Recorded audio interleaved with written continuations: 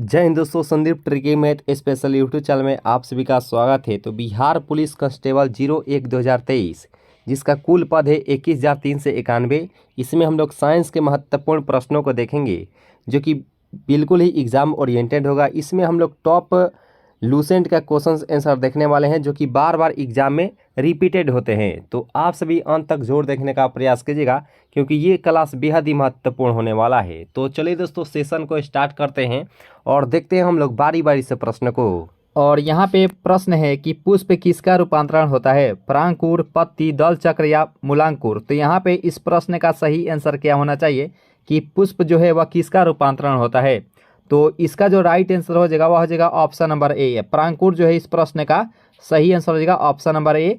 आइए दोस्तों नेक्स्ट प्रश्न को कवर करते हैं। और यहाँ पे प्रश्न है कि किस रोग को पता लगाने के लिए एलिसा परीक्षण होता है, यानी कि एलिसा टेस्ट किया जाता है, कैंसर, यक्ष्मा, टाइफाइड या एड्स। तो यहाँ पे इस प्रश्न का सही आंसर क्या होना चाहिए दोस्तों कि किस रोग का पता लगाने के लिए एलिसा टेस्ट किया जाता है। तो इस प्रश्न का जो राइट आंसर हो जाएगा वह हो जाएगा ऑप्शन नंबर सी। सी जो है इस प्रश्न का सही आंसर हो जाएगा। एड्स जो है इस प्रश्न का राइट आंसर हो जाएगा। और एड्स जो दिवस है वह 1 दिसंबर को मनाया जाता है। और एड्स जो होता है वह वायरस के कारण होता है, याद रखिएगा दोस्तों। और कैंसर का अध्ययन क्या कहलाता है, तो ऑन्कोलॉजी कहलाता है। और कैंसर जो है किस वायरस के कारण होता है, तो ऑन्कोजिन्स वायरस के कारण जो है वह कैंसर होता है। और टाइफाइड में कौन सा टेस्ट लगता है, तो हम बताना चाहते हैं दोस्तों कि टाइफाइड में जो है वह विडॉल टेस्ट लगाया जाता है। काफ़ी महत्वपूर्ण ये सवाल है। एक प्रश्नोत्तर से इतने सवालों को इसलिए बताया जा रहा है ताकि किसी प्रकार की क्वेश्चंस आए आपके एग्जाम में, आप हर एक तरह से जो है आप रेडी रहें आंसर देने के लिए। तो हम इसलिए सभी क्वेश्चन को बारीकी से बताने का प्रयास करेंगे दोस्तों। तो यहाँ पे इस प्रश्न का जो राइट आंसर हो जाएगा वह हो जाएगा option number C. C is the right answer for this question. आइए दोस्तों यहाँ पे हम लोग नेक्स्ट प्रश्न को कवर करते हैं। और यहाँ पे प्रश्न है कि पुष्पों के खिलते एवं बंद होने की क्रिया क्या कहलाती है। काफ़ी अच्छा सवाल है कि पुष्पों के खिलने एवं बंद होने की क्रिया क्या कहलाती है। तो इसका जो राइट आंसर हो जाएगा यह अनुकुंचन कहलाता है, यानी कि जो ए ऑप्शन है इस प्रश्न का सही आंसर हो जाएगा option number A. A is the right answer for this question. और यहाँ पे प्रश्न है कि दाढ़ी मूंछों का निकलना किस हार्मोन से संबंधित होता है। यहाँ पे इस प्रश्न का राइट आंसर क्या होना चाहिए कि दाढ़ी मूंछों का निकलना किस हार्मोन से संबंधित रहता है। तो ये तो होता है पुरुषों में, ठीक है। तो पुरुषों में टेस्टोस्टेरोन पाया जाता है, यानी कि इसका जो राइट आंसर हो जाएगा ऑप्शन नंबर यहाँ पे जो बी ऑप्शन है इस प्रश्न का सही आंसर हो जाएगा option number B. B is the right answer for this question. और यहाँ पे प्रश्न है कि लाक्वा किस विटामिन की कमी के कारण होता है। काफ़ी महत्वपूर्ण ये सवाल है। इससे रिलेटेड भी हम लोग 5 से 6 क्वेश्चन को अभी ही जानने वाले हैं जो कि एग्जाम में पूछे जाते हैं, ठीक है। तो यहाँ पे बताना है कि लाक्वा जो है किस विटामिन की कमी के कारण होता है। तो इस प्रश्न का जो राइट आंसर हो जाएगा वह हो जाएगा ऑप्शन नंबर सी। सी जो है इस प्रश्न का राइट आंसर है। विटामिन B12 के कारण जो है वह लाक्वा होता है, ठीक है। और विटामिन B12 जो है वह कोबाल्ट धातु पाया जाता है, ये भी याद रखेगा दोस्तों। काफ़ी बार जो है एग्जाम में पूछे जाते हैं कि विटामिन B12 में कौन सा धातु पाया जाता है, तो वह कोबाल्ट धातु पाया जाता है, ये भी याद रखेगा दोस्तों। विटामिन ए की कमी से जो है वह रतौंधी नामक रोग होता है, याद रखेगा दोस्तों। रतौंधी होता है जो कि रात में नहीं दिखाई देता है व्यक्ति को, तो ठीक है। और विटामिन ए का जो रासायनिक नाम होता है रेटिनॉल होता है। और विटामिन डी के कमी से जो रोग होता है वह रिकेट्स नामक रोग होता है, याद रखिएगा दोस्तों। रिकेट्स नामक रोग होता है। और विटामिन के कमी से कौन सा रोग होता है, तो रक्त का थक्का ना होना, ये विटामिन के कमी से होता है, ठीक है। तो इस प्रश्न का राइट आंसर होगा ऑप्शन नंबर सी। और विटामिन ई की कमी से बांझपन नामक रोग होता है। और विटामिन सी की कमी से जो है वह स्कर्विक रोग होता है, याद रखिएगा दोस्तों। आइए दोस्तों यहाँ पे नेक्स्ट प्रश्न को कवर करते हैं। और यहाँ पे 6 प्रश्न है कि किस विटामिन की कमी के कारण बाल झड़ते हैं। काफ़ी अच्छा सवाल है कि किस विटामिन की कमी से जो है वह बाल झड़ते हैं। Vitamin B3, vitamin D, vitamin A या विटामिन ई। तो देखिए इसका जो सही आंसर हो जाएगा 6 का वह हो जाता है ऑप्शन नंबर यहाँ पे जो ए है विटामिन B3, जो कि राइट आंसर हो जाएगा ऑप्शन नंबर ए। ए जो है इस प्रश्न ए जो है इस प्रश्न का सही आंसर हो जाएगा 6 का ऑप्शन नंबर ए जो है राइट आंसर हो जाएगा, ठीक है। विटामिन ई की कमी से बांझपन होता है। विटामिन ए की कमी से कौन सा रोग होता है, तो रतौंधी। विटामिन डी के रिकेट्स, ठीक है। और यहाँ पर देखिए प्रश्न को कि लाल रक्त कण कहाँ उत्पन्न होते हैं। काफ़ी महत्वपूर्ण ये सवाल है कि लाल रक्त कण कहाँ उत्पन्न होते हैं। तिल्ली में, वृक्कों में, यकृत में या अस्थि मज्जा में। तो यहाँ पे पता नहीं कि लाल रक्त कणिकाएं जो है वह कहाँ उत्पन्न होती है। तो 7 प्रश्न का जो राइट आंसर हो जाएगा वह अस्थि मज्जा जो है इस प्रश्न का राइट आंसर हो जाएगा ऑप्शन नंबर डी, यानी कि बोन मैरो जो है इस प्रश्न का राइट आंसर हो जाएगा बोन मैरो, यानी कि अस्थि मज्जा में जो है इसका निर्माण होता है लाल रक्त कण का। ठीक है, तो यहाँ पे इस प्रश्न का राइट आंसर हो जाएगा ऑप्शन नंबर सी जो डी ऑप्शन है इस प्रश्न का राइट आंसर हो जाएगा। आइए हम लोग नेक्स्ट प्रश्न को कवर करते हैं। और यहाँ पे प्रश्न है कि लाइसोसोम की खोज किसने की थी। तो ये 4 ऑप्शन आपको दिया गया है, इस प्रश्न का राइट आंसर क्या होना चाहिए कि लाइसोसोम की खोज किसने की थी। तो देखिए 8 प्रश्न का जो राइट आंसर हो जाएगा वह हो जाएगा डी डुए ने, यानी कि इस प्रश्न का राइट आंसर हो जाएगा ऑप्शन नंबर यहाँ पे जो बी ऑप्शन है इस प्रश्न का राइट आंसर हो जाएगा। लाइसोसोम को कोशिका का आत्महत्या की थैली भी कहा जाता है, यह भी याद रखेगा दोस्तों। आत्महत्या की थैली किसे कहते हैं तो लाइसोसोम को कहा जाता है, यह भी याद रखेगा। तो यहाँ पे इस प्रश्न का राइट आंसर हो जाएगा ऑप्शन नंबर यहाँ पे जो बी ऑप्शन है इस प्रश्न का राइट आंसर हो जाएगा। सेशन अगर यहाँ तक अगर अच्छी लगी हो तो लाइक जरूर ही कीजिएगा दोस्तों। ठीक है, लाइक जरूर ही कीजिएगा दोस्तों। सेशन अगर अच्छी लग रही हो तो लाइक जरूर ही कीजिएगा दोस्तों। और चैनल पर अगर नए जुड़े हो तो जरूर ही सब्सक्राइब कर लीजिएगा। बहुत ही महत्वपूर्ण ये सवाल है आप सभी के एग्जाम को देखते हुए दोस्तों। और यहाँ पे प्रश्न है कि मक्का पौधे में परागण होता है। काफ़ी अच्छा सवाल है और ये भी एग्जाम में पूछे ही जाते हैं बार बार। ठीक है, कि मक्का पौधे में परागण होता है क्या कीटों द्वारा, जल द्वारा, वायु द्वारा या जंतुओं द्वारा। तो देखिए 9 प्रश्न का जो राइट आंसर हो जाएगा यह वायु द्वारा जो है मक्का में परागण होता है। इस प्रश्न का राइट आंसर हो जाएगा ऑप्शन नंबर डी जो है इस प्रश्न का सही आंसर हो जाएगा। आइए दोस्तों हम लोग यहाँ पे देखते हैं 10वां प्रश्न को, जो कि काफ़ी इंपॉर्टेंट सवाल है कि केरोटीन मुख्य भाग होता है तो विटामिन ए का, विटामिन बी का, विटामिन सी का या विटामिन के का। तो केरोटीन जो है वह किसका मुख्य भाग होता है यहाँ पे आप सभी को बताना है। तो 10वां प्रश्न का राइट आंसर क्या होगा। तो देखिए 10वां प्रश्न का राइट आंसर जो हो जाएगा वह हो जाएगा option number A, vitamin A जो है इस प्रश्न का सही आंसर हो जाएगा ऑप्शन नंबर ए जो है इस प्रश्न का राइट आंसर हो जाएगा। और यहाँ पे देखिए 11वां प्रश्न को, जो कि काफ़ी अच्छा सवाल है कि कोशिका विभाजन में सहायक होता है सेंट्रोसोम, क्लोरोप्लास्ट, माइटोकॉन्ड्रिया या कोशिका भित्ति। तो यहाँ पे कोशिका विभाजन में कौन सहायक होता है, चारों ऑप्शन को आप सही से देख चुके हैं होंगे दोस्तों। तो यहाँ पे इस प्रश्न का राइट आंसर क्या होगा कि कोशिका विभाजन में सहायक होता है। तो ये सेंट्रोसोम जो है इस प्रश्न का सही आंसर हो जाएगा ऑप्शन नंबर ए जो इस प्रश्न का राइट आंसर हो जाएगा। और यहाँ पे माइटोकॉन्ड्रिया आप सभी देख रहे होंगे, तो माइटोकॉन्ड्रिया को ऊर्जा का पावर हाउस भी कहा जाता है, ये भी याद रखेगा। तो इस प्रश्न का राइट आंसर हो जाएगा ऑप्शन नंबर ए जो इस प्रश्न का राइट आंसर हो जाएगा सेंट्रोसोम। और यहाँ पे 12वां प्रश्न भी आप सभी अच्छे से देख रहे होंगे कि पाचक में सहायक होता है पित्त रस, जठरस, अग्नाशयिक रस या डी है इनमें से सभी। तो यहाँ पे 12वां प्रश्न का राइट आंसर क्या होना चाहिए कि पाचक में सहायक होते हैं। तो इसमें सहायक यहाँ पे पूछा गया है, तो पित्त रस भी होता है, जठर रस भी होता है, अग्नाशयिक रस भी होता है, यानी कि हम लोग डी के साथ जाएंगे, यानी कि जो डी ऑप्शन है इस प्रश्न का राइट आंसर हो जाएगा ऑप्शन नंबर डी जो इस प्रश्न का सही आंसर हो जाएगा। इसका अगर पीडीएफ चाहिए तो पीडीएफ आपको टेलीग्राम ग्रुप से ज्वाइन होते हैं तो आपको पीडीएफ डाउनलोड करके कभी प्रैक्टिस कर सकते हैं इस महामैराथन का। ठीक है, जो टेलीग्राम ग्रुप का जो लिंक है इसी वीडियो के नीचे डिस्क्रिप्शन बॉक्स में दिया जाएगा, वहाँ से आप जो है पीडीएफ डाउनलोड करके कभी भी प्रैक्टिस कर सकते हैं दोस्तों, क्योंकि प्रैक्टिस मेक्स परफेक्ट। प्रैक्टिस अगर डेली करते हैं तो सभी चीज़ जो है आपको जो है आसान दिखता है। ठीक है, तो आप जो है डेली प्रैक्टिस करने का प्रयास कीजिएगा दोस्तों। Practice the key of success. और यहाँ पे 13वां प्रश्न भी आप सभी के सामने आ चुका है कि शरीर के किस भाग में पित्त का निर्माण होता है। काफ़ी महत्वपूर्ण ये सवाल है कि शरीर के किस भाग में जो है वह पित्त का निर्माण होता है, यकृत में, पेनक्रियाज में, तीली में या पित्ताशय की थैली में। तो यहाँ पे इस प्रश्न का राइट आंसर क्या होगा। तो देखिए 13वां प्रश्न का जो राइट आंसर हो जाएगा वह यकृत जो है इस प्रश्न का सही आंसर हो जाएगा ऑप्शन नंबर ए जो इस प्रश्न का राइट आंसर हो जाएगा। और यहाँ पे देखिए प्रश्न का लिपिड होता है। ठीक है, यहाँ पे 14वां प्रश्न का राइट आंसर क्या होगा कि लिपिड क्या होता है। तो यह एक प्रकार का अम्ल होता है, यानी कि एसिड होता है। लिपिड जो होता है यह एक प्रकार की एसिड होता है। ठीक है, इस प्रश्न का राइट आंसर हो जाएगा ऑप्शन नंबर ए जो इस प्रश्न का राइट आंसर हो जाएगा। और अम्ल का पीएच मान 7 से कम होता है और उदासीन विलयन का पीएच मान 7 होता है और 7 से अधिक जो है वह क्षार का पीएच मान होता है, यह भी याद रखेगा दोस्तों। तो यहाँ पे इस प्रश्न का राइट आंसर हो जाएगा ऑप्शन नंबर ए। चलिए हम लोग नेक्स्ट प्रश्न को भी अच्छे से कवर कर लेते हैं, जो कि आप सभी के सामने ये रहा कि कैंसर के इलाज में किस ड्रग का प्रयोग किया जाता है। यहाँ पे बताना है कि कैंसर के इलाज में किस ड्रग का प्रयोग किया जाता है। TSH, HGH, इंसुलिन या इंटरफेरॉन। तो आप सभी को एक प्रश्नोत्तर आप सभी के लिए है, इंसुलिन की कमी से कौन सा रोग होता है? कमेंट बॉक्स में आप सभी को बताना है कि इंसुलिन की कमी से कौन सा रोग होता है।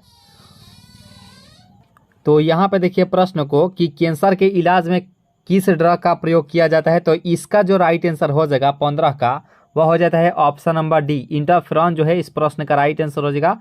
आप सभी को बताना है कि इंसुलिन की कमी से कौन सा रोग होता है, ठीक है, आप सभी के लिए है। और यहाँ पे देखिए प्रश्न को कि लेज़र की खोज किसने की थी? काफ़ी महत्वपूर्ण ये सवाल है कि लेज़र की जो खोज है वह किसके द्वारा की गई थी। तो यहाँ पे इस प्रश्न का राइट आंसर क्या होना चाहिए? तो देखिए इसका जो सही आंसर हो जाएगा यहाँ पे 16 का, वह हो जाता है ऑप्शन नंबर सी, मेमेह जो है इस प्रश्न का राइट आंसर हो जाएगा ऑप्शन नंबर सी, मेमेह इस प्रश्न का राइट आंसर हो जाएगा। और यहाँ पे देखिए प्रश्न को कि किडनी का प्रत्यारोपण सर्वप्रथम किसने किया था? यहाँ पे इस प्रश्न का राइट आंसर क्या होगा कि किडनी का प्रत्यारोपण सबसे पहले किसने किया था?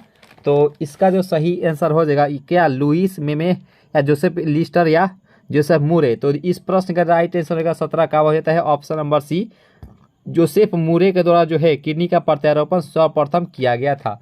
इस प्रश्न का राइट आंसर होगा ऑप्शन नंबर सी, सी जो है इस प्रश्न का राइट आंसर हो जाएगा। चलिए हम लोग नेक्स्ट प्रश्न कवर करते हैं। और यहाँ पे प्रश्न है कि EEG का आविष्कार किसने किया था? यानी कि EEG का आविष्कार किसने किया था? हॉसबर्गर, मूरे, कॉफ या लिली हॉल? तो यहाँ पे बताना है कि EEG का आविष्कार किसने किया था। तो यहाँ पे 18 प्रश्न का जो राइट आंसर हो जाएगा हॉसबर्गर के द्वारा जो है वह इसके आविष्कार किया गया था। यानी कि जो ए ऑप्शन है इस प्रश्न का सही आंसर हो जाएगा option number A is the right answer for this question. चलिए दोस्तों यहाँ पे 19वां प्रश्न को कवर करते हैं। और यहाँ पे प्रश्न है कि भारत में सर्वप्रथम किस वर्ष एड्स की पहचान की गई थी? काफ़ी महत्वपूर्ण यह सवाल है कि भारत में सर्वप्रथम किस वर्ष एड्स की पहचान किया गया था। तो एड्स में एलिसा टेस्ट लगता है, हम लोग जान ही चुके हैं, और एड्स वायरस के कारण होता है। और इसका जो है किस वर्ष एड्स की पहचान किया गया था भारत में? तो इसका जो सही आंसर होगा 19 का, वह होता है ऑप्शन नंबर डी, 1986 जो है इस प्रश्न का राइट आंसर हो जाएगा। और एड्स का जो लक्षण है सबसे पहले किस जानवर में पाया गया था? तो वह बंदर में पाया गया था, जो कि साउथ अफ्रीका में सबसे पहले ये आया था, ठीक है। तो इस प्रश्न का राइट आंसर होगा ऑप्शन नंबर डी। और यहाँ पे प्रश्न है कि भारत में चेचे का उन्मूलन कब हुआ था? यहाँ पे इस प्रश्न का राइट आंसर क्या होगा कि भारत में चेचा का जो है उन्मूलन कब हुआ था? तो 20वां प्रश्न का जो राइट आंसर हो जाएगा वह 1975 जो है इस प्रश्न का राइट आंसर हो जाएगा ऑप्शन नंबर सी जो है इस प्रश्न का सही आंसर हो जाएगा। और यहाँ पे देखिए प्रश्न को कि फ्लू किसके द्वारा होता है? काफ़ी महत्वपूर्ण ये सवाल है कि फ्लू जो है वह किसके द्वारा होता है? विषाणु, प्रोटोजोआ, बैक्टीरिया या डी है इनमें से सभी? तो इस प्रश्न का जो राइट आंसर हो जाएगा 21 का, वह हो जाता है ऑप्शन नंबर ए, यानी कि वायरस के कारण जो है वह फ्लू होता है। इस प्रश्न का राइट आंसर हो जाएगा ऑप्शन नंबर ए जो है इस प्रश्न का राइट आंसर हो जाएगा। एक भी प्रश्न उत्तर पूछा जाता है कि टाइफाइड किसके कारण होता है? तो यह बैक्टीरिया के कारण होता है, जीवाणु के कारण। याद रखिएगा दोस्तों, जीवाणु कारण जो है वह टाइफाइड रोग होता है। इस प्रश्न का राइट आंसर हो जाएगा ऑप्शन नंबर ए। और यहाँ पे प्रश्न है कि मनुष्य मस्तिष्क का सबसे बड़ा भाग क्या होता है? सेरिब्रम, डाइएन्सेफ्लॉन या सेरिबेलम या मेड्यूला ऑब्लोंगेटा? तो यहाँ पे इस प्रश्न का राइट आंसर क्या होगा? चारों ऑप्शन का आप सही से देख सकते हैं दोस्तों कि मनुष्य मस्तिष्क का सबसे बड़ा भाग इनमें से कौन सा हो जाएगा। 22वां प्रश्न का राइट आंसर क्या होगा? तो देखिए ये होता है सेरिब्रम। सेरिब्रम जो है इस प्रश्न का राइट आंसर हो जाएगा। मनुष्य के मस्तिष्क को मास्टर ग्रंथि किस ग्रंथि को कहा जाता है? मास्टर ग्रंथि किस ग्रंथि को कहा जाता है? तो पीयूष ग्रंथि को जो है वह मास्टर ग्रंथि के नाम से जाना जाता है दोस्तों, याद रखिएगा दोस्तों, ठीक है। इस प्रश्न का राइट आंसर होगा ऑप्शन नंबर ए। और यहाँ पे प्रश्न है कि मांस, अंडा एवं दूध प्रमुख स्रोत होता है क्या? प्रोटीन का, वसा का, कार्बोहाइड्रेट या विटामिन का? तो मांस, अंडा और एवं दूध जो होता है प्रमुख जो इसका स्रोत होता है वह होता है इसका प्रोटीन का। यानी कि जो ए ऑप्शन है इस प्रश्न का सही आंसर हो जाएगा ऑप्शन नंबर ए, प्रोटीन का जो है यह प्रमुख स्रोत होता है, ठीक है। इस प्रश्न का राइट आंसर हो जाएगा ऑप्शन नंबर ए। और यहाँ पे प्रश्न है कि मनुष्य के शरीर में पसलियों की संख्या कितनी होती है? काफ़ी महत्वपूर्ण ये सवाल है कि मनुष्य के शरीर में पसलियों की संख्या कितनी होती है। तो इसका जो सही आंसर हो जाएगा वह होता है 12, यानी कि 12 जोड़ी होती है। इस प्रश्न का राइट आंसर हो जाएगा ऑप्शन नंबर यहाँ पे जो सॉरी यहाँ पे देखिए, अगर जोड़ा कहेगा तो 12 जोड़ा होता है, ठीक है। यहाँ पे संख्या पूछा गया है तो 24 यहाँ पे इस प्रश्न का राइट आंसर हो जाएगा। ऑप्शन नंबर यहाँ पे जो बी ऑप्शन है इस प्रश्न का राइट आंसर हो जाएगा। जोड़ा में कहे तो यह 12 जोड़ा होता है पसल, ये याद रखेगा, ठीक है। और खोपड़ी में कहे तो खोपड़ी में जो होता है वह 29 बोन होता है, यानी कि 29 से हड्डी होती है, खोपड़ी में 29 से हड्डी होती है, याद रखेगा दोस्तों। और कलाई में अगर बात करें, दोनों कलाई होता है, यानी कि कार्पल्स जो होता है उसमें जो है 16 बोन होता है, यानी कि 16 हड्डियाँ उसमें होती है, याद रखेगा दोस्तों, ठीक है। तो इस प्रश्न का राइट आंसर हो जाएगा ऑप्शन नंबर यहाँ पे जो बी ऑप्शन है इस प्रश्न का सही आंसर हो जाएगा। और यहाँ पे प्रश्न है कि विश्व वन्य दिवस कब मनाया जाता है। काफ़ी ये महत्वपूर्ण ये सवाल है, इससे रिलेटेड भी 1 से 2 क्वेश्चन अलग से भी बताने का प्रयास करेंगे दोस्तों कि विश्व वन्य दिवस कब मनाया जाता है। 21 मार्च, 5 जून, 14 मार्च या 28 फरवरी। तो यहाँ पे 25 नंबर प्रश्न का जो राइट आंसर हो जाएगा वो हो जाता है ऑप्शन नंबर यहाँ पे जो ए ऑप्शन है 21 मार्च, जो कि राइट आंसर हो जाएगा ऑप्शन नंबर ए। ये जो इस प्रश्न का राइट आंसर हो जाएगा। और एक प्रश्न भी हम लोगों से पूछ लिया जाता है दोस्तों कि पर्यावरण दिवस कब मनाया जाता है। तो हम बताना का प्रयास करेंगे दोस्तों कि पर्यावरण जो दिवस है वह 5 जून को सेलिब्रेट किया जाता है, मनाया जाता है, याद रखेगा दोस्तों। यानी कि इस प्रश्न का राइट आंसर हो जाएगा ऑप्शन नंबर ए, पर्यावरण दिवस 5 जून को मनाया जाता है, ये भी याद रखेगा। और यहाँ पे देखिए प्रश्न को कि ल्यूकेमिया किसके कारण होता है। काफ़ी महत्वपूर्ण सवाल है कि ल्यूकेमिया जो है वह किसके कारण होता है। क्या कैल्शियम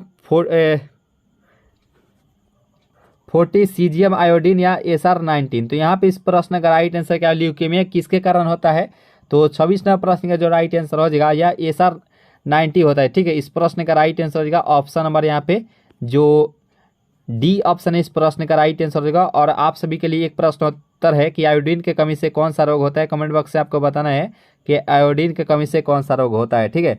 और यहाँ पे प्रश्न है कि हृदय रोगियों को डे से ज़्यादा नहीं लेना चाहिए। क्या नहीं ज़्यादा लेना चाहिए, क्या प्रोटीन, विटामिन, वसा या कार्बोहाइड्रेट। तो यहाँ पे इस प्रश्न का राइट आंसर क्या होना चाहिए कि हृदय रोगियों को डैश ज़्यादा नहीं लेना चाहिए। तो इस प्रश्न का राइट आंसर उम्मीद करते हैं आप सभी बता दिए होंगे कि वसा जो है वह ज़्यादा नहीं लेना चाहिए, ठीक है। यानी कि ऑप्शन नंबर यहाँ पे जो बी ऑप्शन है इस प्रश्न का सही आंसर हो जाएगा option number B. B is the right answer for this question. और यहाँ पे देखिए प्रश्न को कि मनुष्य के जीवन काल में कितने दांत 2 बार विकसित होते हैं। यहाँ पे इस प्रश्न का राइट आंसर क्या होगा कि मनुष्य के जीवन काल में कितने दांत जो है वह 2 बार विकसित होते हैं। तो चलिए हम लोग चलते हैं ऑप्शन के ओर। तो ऑप्शन है यहाँ पे 4, 20 और यहाँ पे है 12, यहाँ पे 28 है। तो यहाँ पे 28 नंबर प्रश्न का जो राइट आंसर हो जाएगा वह हो जाता है ऑप्शन नंबर सी, यानी कि बी जो इस प्रश्न का राइट आंसर हो जाएगा, ठीक है। 20 जो है वह दांत 2 बार जमता है। और यहाँ पे प्रश्न है कि इंसुलिन प्राप्त होता है।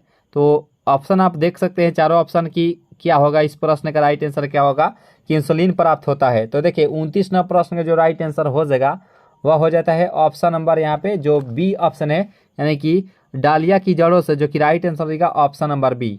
बी जो इस प्रश्न का राइट आंसर हो जाएगा। और यहाँ पे देखिए प्रश्न को, यह प्रश्नोत्तर क्या कह रहा है कि निषेचन की क्रिया कहाँ पर होती है। काफ़ी महत्वपूर्ण ये सवाल है कि निषेचन की क्रिया कहाँ पर संपन्न होती है, अंड ग्रंथि में, गर्भाशय में, योनि मार्ग में या अंडवाहिनी में। तो देखिए इसका जो सही क्या आंसर होगा। तो 30 नंबर प्रश्न का जो राइट आंसर हो जाएगा वह अंडवाहिनी में जो है वह निषेचन की क्रिया संपन्न होती है, यानी कि होती है। इस प्रश्न का राइट आंसर हो जाएगा ऑप्शन नंबर यहाँ पे जो सी ऑप्शन है इस प्रश्न का राइट आंसर हो जाएगा।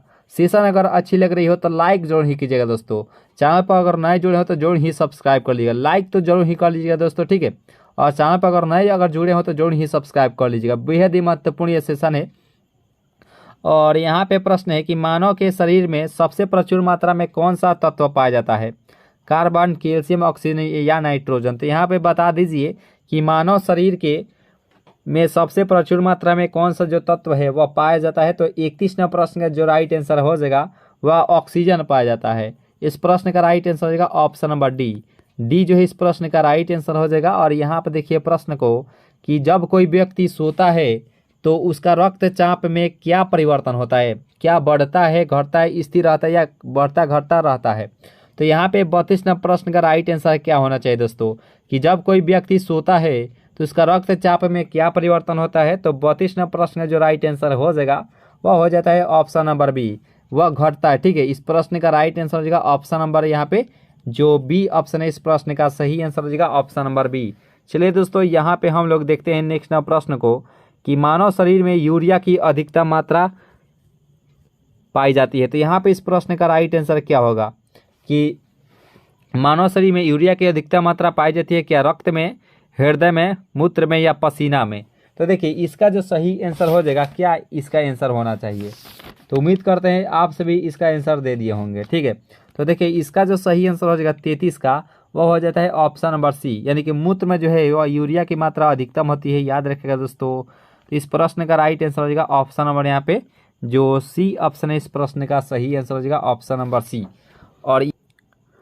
और यहाँ पे 34वां प्रश्न है कि कपास के रेशे मिलते हैं बीज से, छाल से, पत्तियों से या जड़ से। तो यहाँ पे इस प्रश्न का राइट आंसर क्या होना चाहिए दोस्तों कि कपास के रेशे मिलते हैं। तो इस प्रश्न का जो राइट आंसर हो जाएगा 34 का वह हो जाता है ऑप्शन नंबर ए, बीज से जो है वह कपास के रेशे मिलते हैं, यानी कि जो ए ऑप्शन है इस प्रश्न का राइट आंसर हो जाएगा ऑप्शन नंबर ए। और यहाँ पे देखिए प्रश्न को कि कौन सा विटामिन अंडे में बिल्कुल नहीं पाया जाता है। विटामिन ए, विटामिन बी और डी और सी है। तो कौन सा जो विटामिन है वह अंडे में जो है बिल्कुल नहीं पाया जाता है। तो यहाँ पे 35वां प्रश्न जो राइट आंसर हो जाएगा वह होता है ऑप्शन नंबर डी, यानी कि विटामिन जो डी जो है यह बिल्कुल ही नहीं पाया जाता है, यानी कि जो डी ऑप्शन है इस प्रश्न का सही आंसर हो जाएगा ऑप्शन नंबर डी। चलिए दोस्तों नेक्स्ट प्रश्न कवर करते हैं। और यहाँ पे प्रश्न आप देख रहे होंगे 36वां प्रश्न जो कि काफ़ी महत्वपूर्ण यह सवाल है कि मानव मूत्र से सामान्यतः किस विटामिन का उत्सर्जन होता है। विटामिन ए, विटामिन के, विटामिन सी या विटामिन यहाँ पे कोई नहीं है। तो यहाँ पे इस प्रश्न का राइट आंसर क्या होगा कि मानव मूत्र से सामान्यतः किस विटामिन का जो है वह उत्सर्जन होता है। तो 36वां प्रश्न का जो राइट आंसर हो जाएगा उम्मीद करते हैं आप सभी दिए होंगे ऑप्शन नंबर सी, जो कि बिल्कुल ही सही आंसर हो जाएगा। विटामिन सी जो है इसमें उत्सर्जन होता है। C is the right answer for this question. Session अगर अच्छी लग रही हो तो लाइक जोड़ ही कीजिएगा दोस्तों, और चैनल पर अगर नए जुड़े हो तो जोड़ ही सब्सक्राइब कर लीजिएगा। और यहाँ पे प्रश्न है कि पेप्सिन बदल देता है ईस्ट को शर्करा में, प्रोटीन को पॉलीपेप्टाइड में, प्रोटीन से एमिनो एसिड में या वसा को वसा अम्ल में। तो यहाँ पे बता दीजिए कि पेप्सिन बदल देता है। तो 37वां प्रश्न का जो राइट आंसर हो जाएगा वो हो जाएगा ऑप्शन नंबर बी, प्रोटीन को पॉलीपेप्टाइड में जो है वह बदल देता है। जो बी ऑप्शन है इस प्रश्न का सही आंसर हो जाएगा ऑप्शन नंबर बी। चलिए दोस्तों हम लोग 38वां प्रश्न को कवर कर लेते हैं। और यहाँ पे प्रश्न है कि दूध में उपस्थित प्रोटीन इनमें से कौन सा होता है। थायमीन, एल्ब्यूमिन, कैसीन या इंसुलिन। तो यहाँ पे इस प्रश्न का राइट आंसर क्या होना चाहिए कि दूध में जो है उपस्थित प्रोटीन होता है। तो 38वां प्रश्न का जो राइट आंसर हो जाएगा, जो भी दोस्त कैसीन के साथ जा रहे हैं, ऑप्शन नंबर बी, जो कि राइट आंसर हो जाएगा ऑप्शन नंबर बी। बी जो है इस प्रश्न का सही आंसर हो जाएगा। चलिए दोस्तों हम लोग यहाँ पे 39वां प्रश्न को कवर कर लेते हैं। और यहाँ पे देखिए प्रश्न को कि जहरीले पदार्थों को क्या कहा जाता है। टॉक्सिन, पैरासाइट्स, स्टाइमुलेट्स या पैथोजेंस। तो यहाँ पे बता दीजिए कि जहरीले पदार्थों को क्या कहा जाता है। तो 39वां प्रश्न का जो राइट आंसर हो जाएगा वह हो जाएगा ऑप्शन नंबर ए, यानी कि टॉक्सिन जो है इस प्रश्न का सही आंसर हो जाएगा ऑप्शन नंबर ए। ए जो है इस प्रश्न का राइट आंसर हो जाएगा। और यहाँ पे प्रश्न के ऑक्सीन होता है क्या हार्मोन, बैक्टीरिया, कीड़ी या वायरस। तो ऑक्सीन क्या होता है। जो 40वां प्रश्न का राइट आंसर क्या होना चाहिए दोस्तों कि ऑक्सीन जो होता है यह एक प्रकार का हार्मोन होता है, यानी कि जो ए ऑप्शन है इस प्रश्न का सही आंसर हो जाएगा option number A. A is the right answer for this question. चलिए दोस्तों नेक्स्ट प्रश्न को कवर कर लेते हैं। कोशिका में ऊर्जा संचित रहती है एएमपी के रूप में, एडीपी के रूप में, एटीपी के रूप में या डी है कोई नहीं।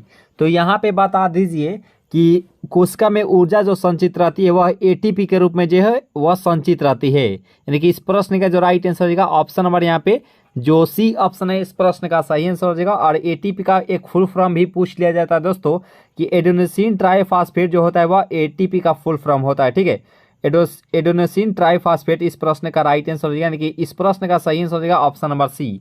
और यहाँ पे प्रश्न है कि आरएनए का मुख्य कार्य क्या होता है। कार्बोहाइड्रेट का संश्लेषण, लिपिड का संश्लेषण, प्रोटीन का संश्लेषण या डी है कोई विशेष कार्य नहीं होता है।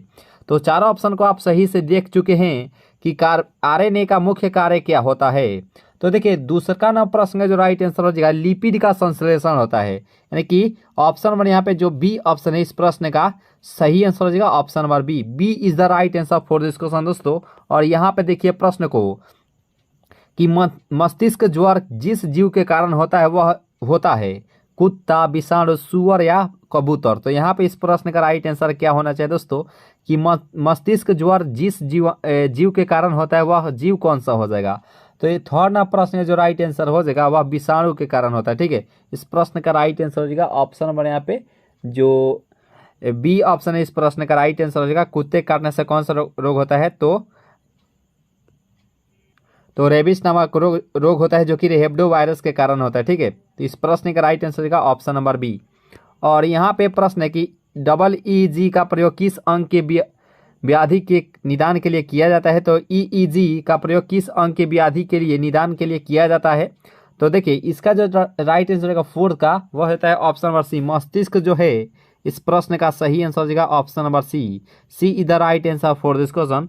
और यहाँ पे प्रश्न है कि ग्वाइटर किस ग्रंथि के बढ़ने के कारण होता है, यानी कि यहाँ बताना कि घेंघा जो है किस ग्रंथि के बढ़ने के कारण होता है, क्या थायराइड, पैराथायराइड, प्यूटरी या एड्रीनल। तो देखिए 5 ने प्रश्न का जो राइट आंसर हो जाएगा वो हो जाएगा ऑप्शन नंबर ए, यानी कि थायराइड जो है इस प्रश्न का सही आंसर हो जाएगा ऑप्शन नंबर ए।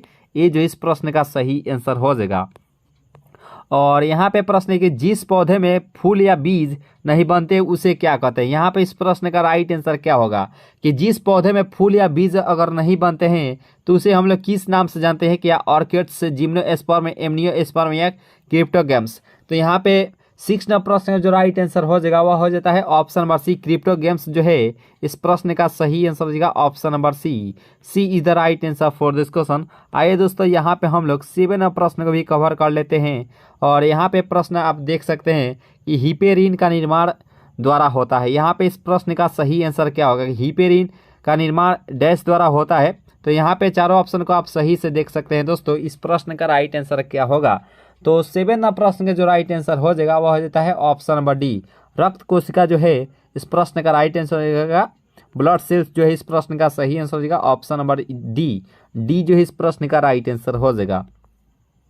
और यहाँ पे 8वां नंबर प्रश्न है कि सूक्ष्मतम जीवित कोशिका इनमें से कौन सा हो जाएगा, क्या जीवाणु, बैक्टीरिया, माइकोप्लाज्मा, ईस्ट या विषाणु। तो यहाँ पे इस प्रश्न का राइट आंसर क्या होगा कि सूक्ष्मतम जीवित कोशिका इनमें से कौन सा हो जाएगा। तो देखिए इसका जो सही आंसर हो जाएगा 8 का वह हो जाता है ऑप्शन नंबर बी।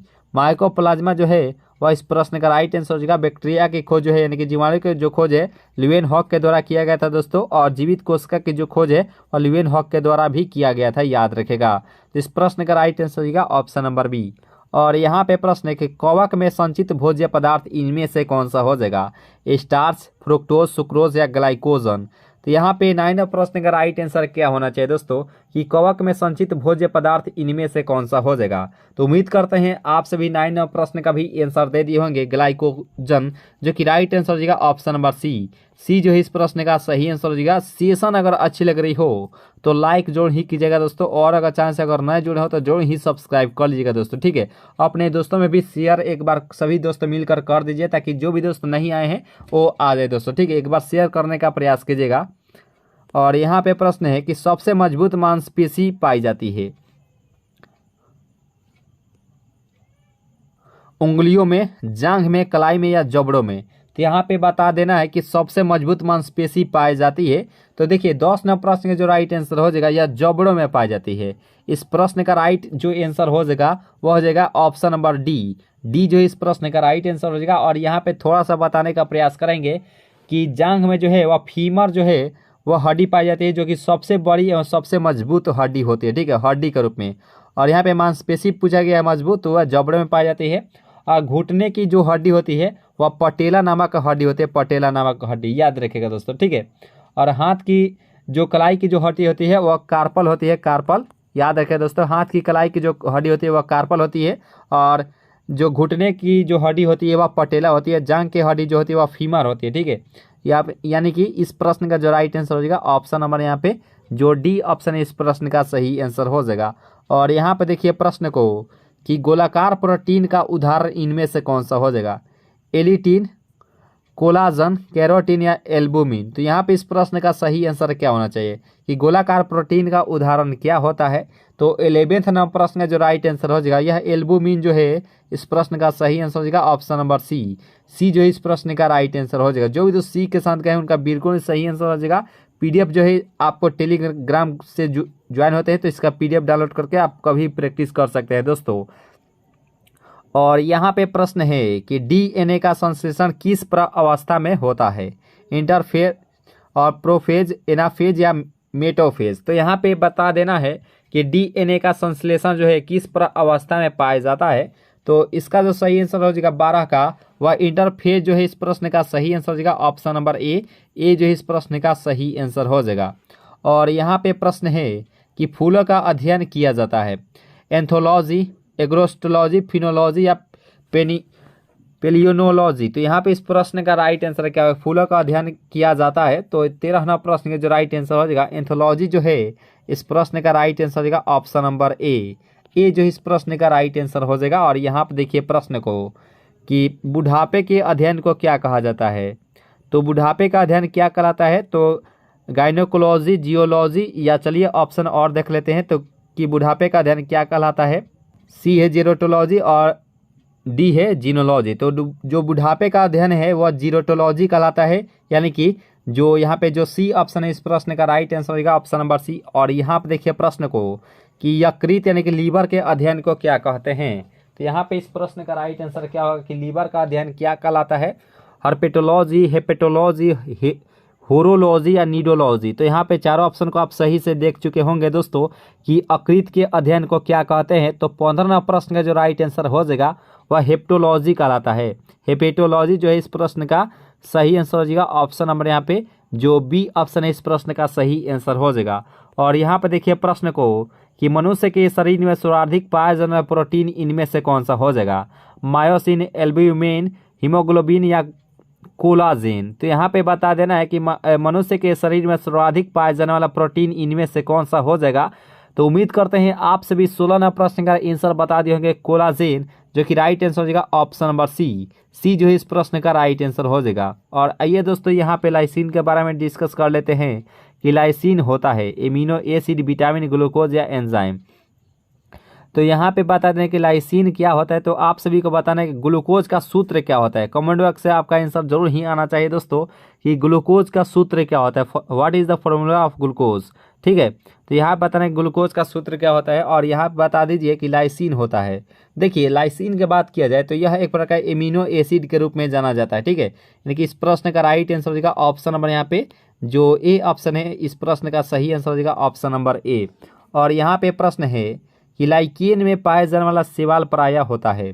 देखिए कवक का है, कवक और शैवाल के मिश्रण से जो है वह निर्माण होता है लाइकेन। लाइकेन ऐसा जो होता है यह वायु प्रदूषक के कार्य करता है। ठीक है, लाइकेन जो होता है वह वायु प्रदूषक के कार्य में इसका उपयोग किया जाता है लाइकेन का। और कवक और शैवाल का जो पहला जो प्यार होता है वह लाइकेन ही होता है, यानी कि इसके मिश्रण जो है वह लाइकेन का निर्माण होता है। और यहाँ पे बता देना है आपको कि लाइकेन में पाया जाना शैवाल प्रायः होता है क्या, भूरा, हरा, लाल या नीला या हरा। तो यहाँ पे इसका जो सही आंसर हो जाएगा 18 का वह हो जाता है ऑप्शन नंबर सी, नीला हरा जो है इस प्रश्न का सही आंसर हो जाएगा ऑप्शन नंबर सी जो है इस प्रश्न का सही आंसर हो जाएगा। तो उम्मीद करते हैं सेशन अच्छी लग रही होंगी। तो अगर सेशन अगर अच्छी लगी हो तो लाइक जरूर ही कीजिएगा दोस्तों, और चैनल पर अगर नए जुड़े हैं तो जरूर ही सब्सक्राइब कर लीजिएगा।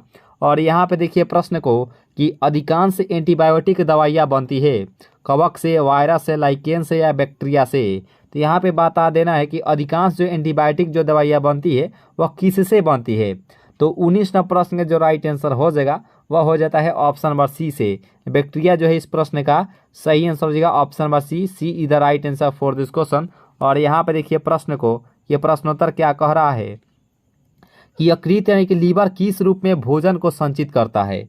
यहाँ पे इस प्रश्न का राइट आंसर क्या होना चाहिए कि यकृत जो है वह भोजन किस रूप में भोजन को संचित करता है। तो इसका जो राइट आंसर हो जाएगा, उम्मीद करते हैं आप सभी इसका आंसर बता दिए होंगे। तो देखिए 20वां प्रश्न जो राइट आंसर हो जाएगा वह हो जाएगा ग्लाइकोजोन जो है इस प्रश्न का सही आंसर हो जाएगा ऑप्शन नंबर यहाँ पे जो बी ऑप्शन है इस प्रश्न का राइट आंसर हो जाएगा। और जो है यकृत का अध्ययन क्या कहलाता है, तो हिपेटोलॉजी कहलाता है, यानी कि हिपेटोलॉजी कहलाता है, ठीक है।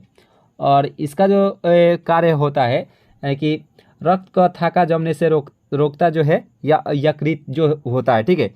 और यकृत की बात करें तो यह इसका जो भार होता है वह 1.4 से 1.8 ग्राम केजी जो है इसका भार होता है यकृत का, ठीक है। और यह जो है यकृत यह सबसे बड़ी ग्रंथि के रूप में भी यह जाना जाता है, ठीक है। सबसे बड़ी ग्रंथि यकृत होता है, यानी कि लीवर होता है, याद रखिएगा दोस्तों। तो इस प्रश्न का जो राइट आंसर हो जाएगा ऑप्शन नंबर यहाँ पे जो बी ऑप्शन है, इस प्रश्न का सही आंसर हो जाएगा। और यहाँ पे देखिए प्रश्न को कि केसीन प्रोटीन का सबसे अच्छा स्रोत इनमें से कौन सा हो जाएगा। तो केसीन प्रोटीन का सबसे अच्छा स्रोत इनमें से कौन सा हो जाएगा, दूध, मस्तिष्क के अंडे या मांस। तो देखिए 21 नंबर प्रश्न का जो राइट आंसर हो जाएगा वह दूध जो होता है, इस प्रश्न का राइट आंसर हो जाएगा ऑप्शन नंबर यहाँ पे जो ए ऑप्शन है, इस प्रश्न का सही आंसर हो जाएगा। और यहाँ पे 22 नंबर प्रश्न है कि तंत्रिका तंत्र के अध्ययन को क्या कहते हैं, न्यूट्रोक्सिन, न्यूरॉन या न्यूरोलॉजी। तो यहाँ पे तंत्रिका तंत्र के अध्ययन को क्या कहते हैं, तो चारों ऑप्शन को आप सही से पढ़ चुके होंगे। तो देखिए इसका जो सही आंसर हो जाएगा 22 का वह हो जाता है ऑप्शन नंबर यहाँ पे जो सी ऑप्शन है, न्यूरोलॉजी, जो कि राइट आंसर हो जाएगा ऑप्शन नंबर यहाँ पे जो सी ऑप्शन है, इस प्रश्न का सही आंसर हो जाएगा option number C is the right answer for this question दोस्तों। और यहाँ पे प्रश्न है कि कानों में कुल हड्डियों की संख्या कितनी होती है। तो देखिए अगर खोपड़ी कहे तो खोपड़ी में 29 बोन होती है, 29 हड्डियाँ होती है। कानों में कहे तो यह 6 हड्डियाँ होती है, यानी कि इस प्रश्न का राइट आंसर हो जाएगा ऑप्शन नंबर यहाँ पे जो बी ऑप्शन है, इस प्रश्न का राइट आंसर हो जाएगा ऑप्शन नंबर बी।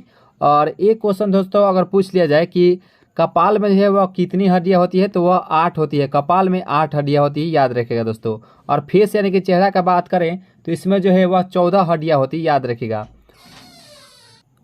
और देखिए यहाँ पे प्रश्न भी आ गया है कि चेहरे यानी कि फेस में कुल हड्डियों की संख्या कितनी होती है। तो आप सभी का आंसर आ गया होगा कि इसमें जो है वह होती है 14 होती है। इस प्रश्न का राइट आंसर हो जाएगा ऑप्शन नंबर यहाँ पे जो सी ऑप्शन है, इस प्रश्न का राइट आंसर हो जाएगा। और यहाँ पे प्रश्न है कि सिल्क प्राप्त की जाती है कोकून से, वयस्क से या लार्वा से या अंडा से। तो यहाँ पे बता देना है कि जो सिल्क जो है वह किससे प्राप्त होती है। तो देखिए 25 नंबर प्रश्न का जो राइट आंसर हो जाएगा वह हो जाता है ऑप्शन नंबर ए है, कोकून से जो है वह प्राप्त किया जाता है, ठीक है। इस प्रश्न का राइट आंसर हो जाएगा ऑप्शन नंबर यहाँ पे जो ए ऑप्शन है, इस प्रश्न का सही आंसर हो जाएगा।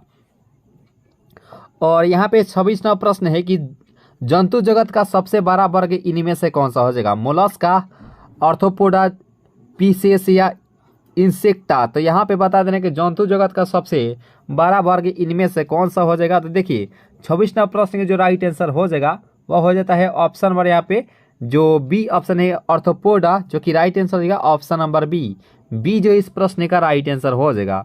और 27 नंबर प्रश्न है कि पौधों का प्रजनन अंग इनमें से कौन सा हो जाएगा, फल, फूल, बीज या कली। तो यहाँ पे चारों ऑप्शन का आप सही से देख सकते हैं दोस्तों कि पौधों का प्रजनन अंग इनमें से कौन सा हो जाएगा। तो देखिए 27 नंबर प्रश्न जो राइट आंसर हो जाएगा वह हो जाएगा फूल जो है इस प्रश्न का सही आंसर हो जाएगा। सी जो है इस प्रश्न का राइट आंसर हो जाएगा। सेशन अगर अच्छी लग रही हो तो लाइक जरूर ही कीजिएगा दोस्तों, और चैनल पर अगर नए जुड़े हो तो जरूर ही सब्सक्राइब कर लीजिएगा। और यहाँ पे प्रश्न है कि किस रोग में रक्त का थाका नहीं बनता है, थ्रोम्बोसिस से, हीमोफीलिया, निमोनिया, डी है कोई नहीं। तो यहाँ पे बता देना है कि किस रोग में जो है वह रक्त का थाका नहीं बनता है। तो उम्मीद करते हैं आप सभी बताए होंगे ऑप्शन नंबर बी, हीमोफीलिया में, जो कि राइट आंसर हो जाएगा ऑप्शन नंबर बी जो है इस प्रश्न का सही आंसर हो जाएगा। B is the right answer for this question. और यहाँ पे प्रश्न है कि शरीर में ऑक्सीजन की पूर्ति किसके माध्यम से होती है। काफ़ी महत्वपूर्ण ये सवाल है कि शरीर में ऑक्सीजन की पूर्ति किसके माध्यम से होती है। तो चलिए हम लोग ऑप्शन की तरफ चलते हैं। और यहाँ पे ऑप्शन है लाल रक्त कोशिकाएं, सफ़ेद रक्त कोशिकाएं, प्लाज्मा या ब्लड प्लेटलेट्स। तो इसका जो सही आंसर हो जाएगा वह हो जाता है ऑप्शन नंबर यहाँ पे जो ए ऑप्शन है, लाल रक्त कोशिकाएं, जो कि राइट आंसर होगा ऑप्शन नंबर ए। और यहाँ पे देखिए प्रश्न को कि प्रजनन संबंधी सूचना एकत्र रहती है। काफ़ी महत्वपूर्ण ये सवाल है कि प्रजनन संबंधी सूचना एकत्र रहती है। तो देखिए 30 नंबर प्रश्न के जो राइट आंसर हो जाएगा वह हो जाता है ऑप्शन नंबर ए, DNA जो है इस प्रश्न का राइट आंसर हो जाएगा ऑप्शन नंबर ए जो है इस प्रश्न का सही आंसर हो जाएगा। और यहाँ पे 31 नंबर प्रश्न है कि थार मरुस्थल में किस प्रकार की वनस्पति उगती है। काफ़ी ये महत्वपूर्ण ये सवाल है, ये भी बार बार एग्जाम में पूछे जाते हैं कि थार मरुस्थल में किस प्रकार की वनस्पति उगती है, हाइड्रोफाइट्स, जीरोफाइट्स, थेलोफाइट्स या मीसोफाइट्स। तो देखिए इसका जो सही आंसर हो जाएगा 31 का, वह हो जाता है ऑप्शन नंबर बी, जीरोफाइट्स जो है इस प्रश्न का सही आंसर हो जाएगा ऑप्शन नंबर बी। बी जो है इस प्रश्न का राइट आंसर हो जाएगा। और यहाँ पे देखिए प्रश्न को कि दूषित जल यानी कि पीने से कौन सा रोग होता है। काफ़ी महत्वपूर्ण ये सवाल है कि दूषित जल पीने से कौन सा रोग होता है। तो उम्मीद करते हैं आप सभी इस प्रश्न का आंसर दे दिए होंगे। तो देखिए इस प्रश्न का जो राइट आंसर क्या होना चाहिए, तो 32वां प्रश्न जो राइट आंसर हो जाएगा वो होता है हैजा। हैजा जो है इस प्रश्न का राइट आंसर हो जाएगा। जो ए ऑप्शन है इस प्रश्न का राइट आंसर हो जाएगा option number A. A is the right answer for this question. चलिए दोस्तों यहाँ पे हम लोग देखते हैं नेक्स्ट प्रश्न को कि रोहा किस अंग की बीमारी होती है। काफ़ी महत्वपूर्ण ये सवाल है कि रोहा किस बीमारी की रोग होती है। तो यहाँ पे 33वां प्रश्न का जो राइट आंसर हो जाएगा वह होता है ऑप्शन नंबर यहाँ पे जो सी ऑप्शन है कि आँख, जो कि राइट आंसर हो जाएगा ऑप्शन नंबर सी। सी जो इस प्रश्न का राइट आंसर हो जाएगा। और यहाँ पर देखिए प्रश्न को कि हार्ट अटैक का क्या कारण होता है, कि blood sugar, cholesterol, blood protein या ब्लड यूरिया। तो यहाँ पे बता देने कि हार्ट अटैक का क्या कारण होता है। तो यहाँ पे 34वां प्रश्न का उम्मीद करते हैं आप सभी आंसर दे दिए होंगे। तो यह होता है कोलेस्ट्रॉल जो है इस प्रश्न का राइट आंसर हो जाएगा ऑप्शन नंबर बी। कोलेस्ट्रॉल जो है इस प्रश्न का राइट आंसर हो जाएगा। और यहाँ पे 35वां प्रश्न भी आप सभी के सामने आ चुका है कि मानव रक्त में प्लाज्मा कितने प्रतिशत होती है, 35, 40, 55 या 50। तो यहाँ पे बता दीजिए कि मानव रक्त में प्लाज्मा कितने प्रतिशत होती है। तो उम्मीद करते हैं आप सभी चारों ऑप्शन को देखकर इसका आंसर भी बता दिए होंगे कि 35वां प्रश्न का राइट आंसर क्या होगा।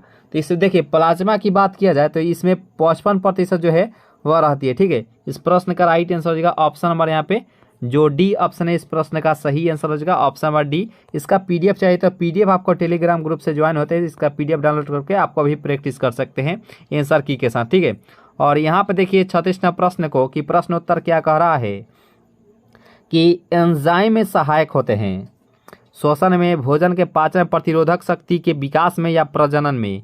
तो यहाँ पे बता दीजिए कि एंजाइम सहायक होते हैं। तो 36वां प्रश्न का जो राइट आंसर हो जाएगा वह होता है ऑप्शन और बी, भोजन के पाचन में जो है एंजाइम सहायक होते हैं, यानी कि जो बी ऑप्शन है इस प्रश्न का राइट आंसर हो जाएगा option number B. B is the right answer for this question. और यहाँ पे देखिए प्रश्न को कि टिबिया नामक अस्थि मानव शरीर में कहाँ पाई जाती है। काफ़ी महत्वपूर्ण यह सवाल है कि टिबिया नामक अस्थि मानव शरीर में कहाँ पाई जाती है, क्या खोपड़ी में, हाथ में, चेहरे में या टांग में।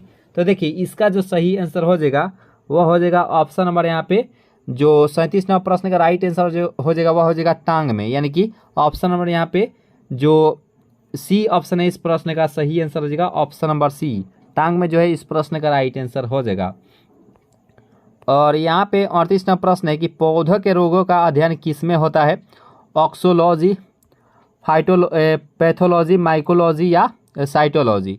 तो यहाँ पे इस प्रश्न का राइट आंसर क्या होगा, पौधे के रोगों का अध्ययन किस में होता है। तो देखिए 38वां प्रश्न का जो राइट आंसर हो जाएगा वो होता है ऑप्शन नंबर बी में, यानी कि फाइटोपैथोलॉजी जो है इस प्रश्न का राइट आंसर हो जाएगा ऑप्शन नंबर बी। बी जो इस प्रश्न का सही आंसर हो जाएगा। सेशन अच्छी लग रही हो तो लाइक जरूर ही कीजिएगा दोस्तों।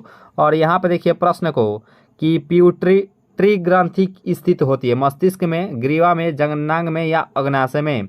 तो पिट्यूटरी ग्रंथि कहाँ स्थित रहती है। तो उम्मीद करते हैं आप सही बताएंगे ऑप्शन नंबर ए, मस्तिष्क में, जो कि राइट आंसर हो जाएगा ऑप्शन नंबर ए। ए जो इस प्रश्न का सही आंसर हो जाएगा। और यहाँ पे देखिए प्रश्न को कि कौन सा विटामिन दूध में नहीं पाया जाता है।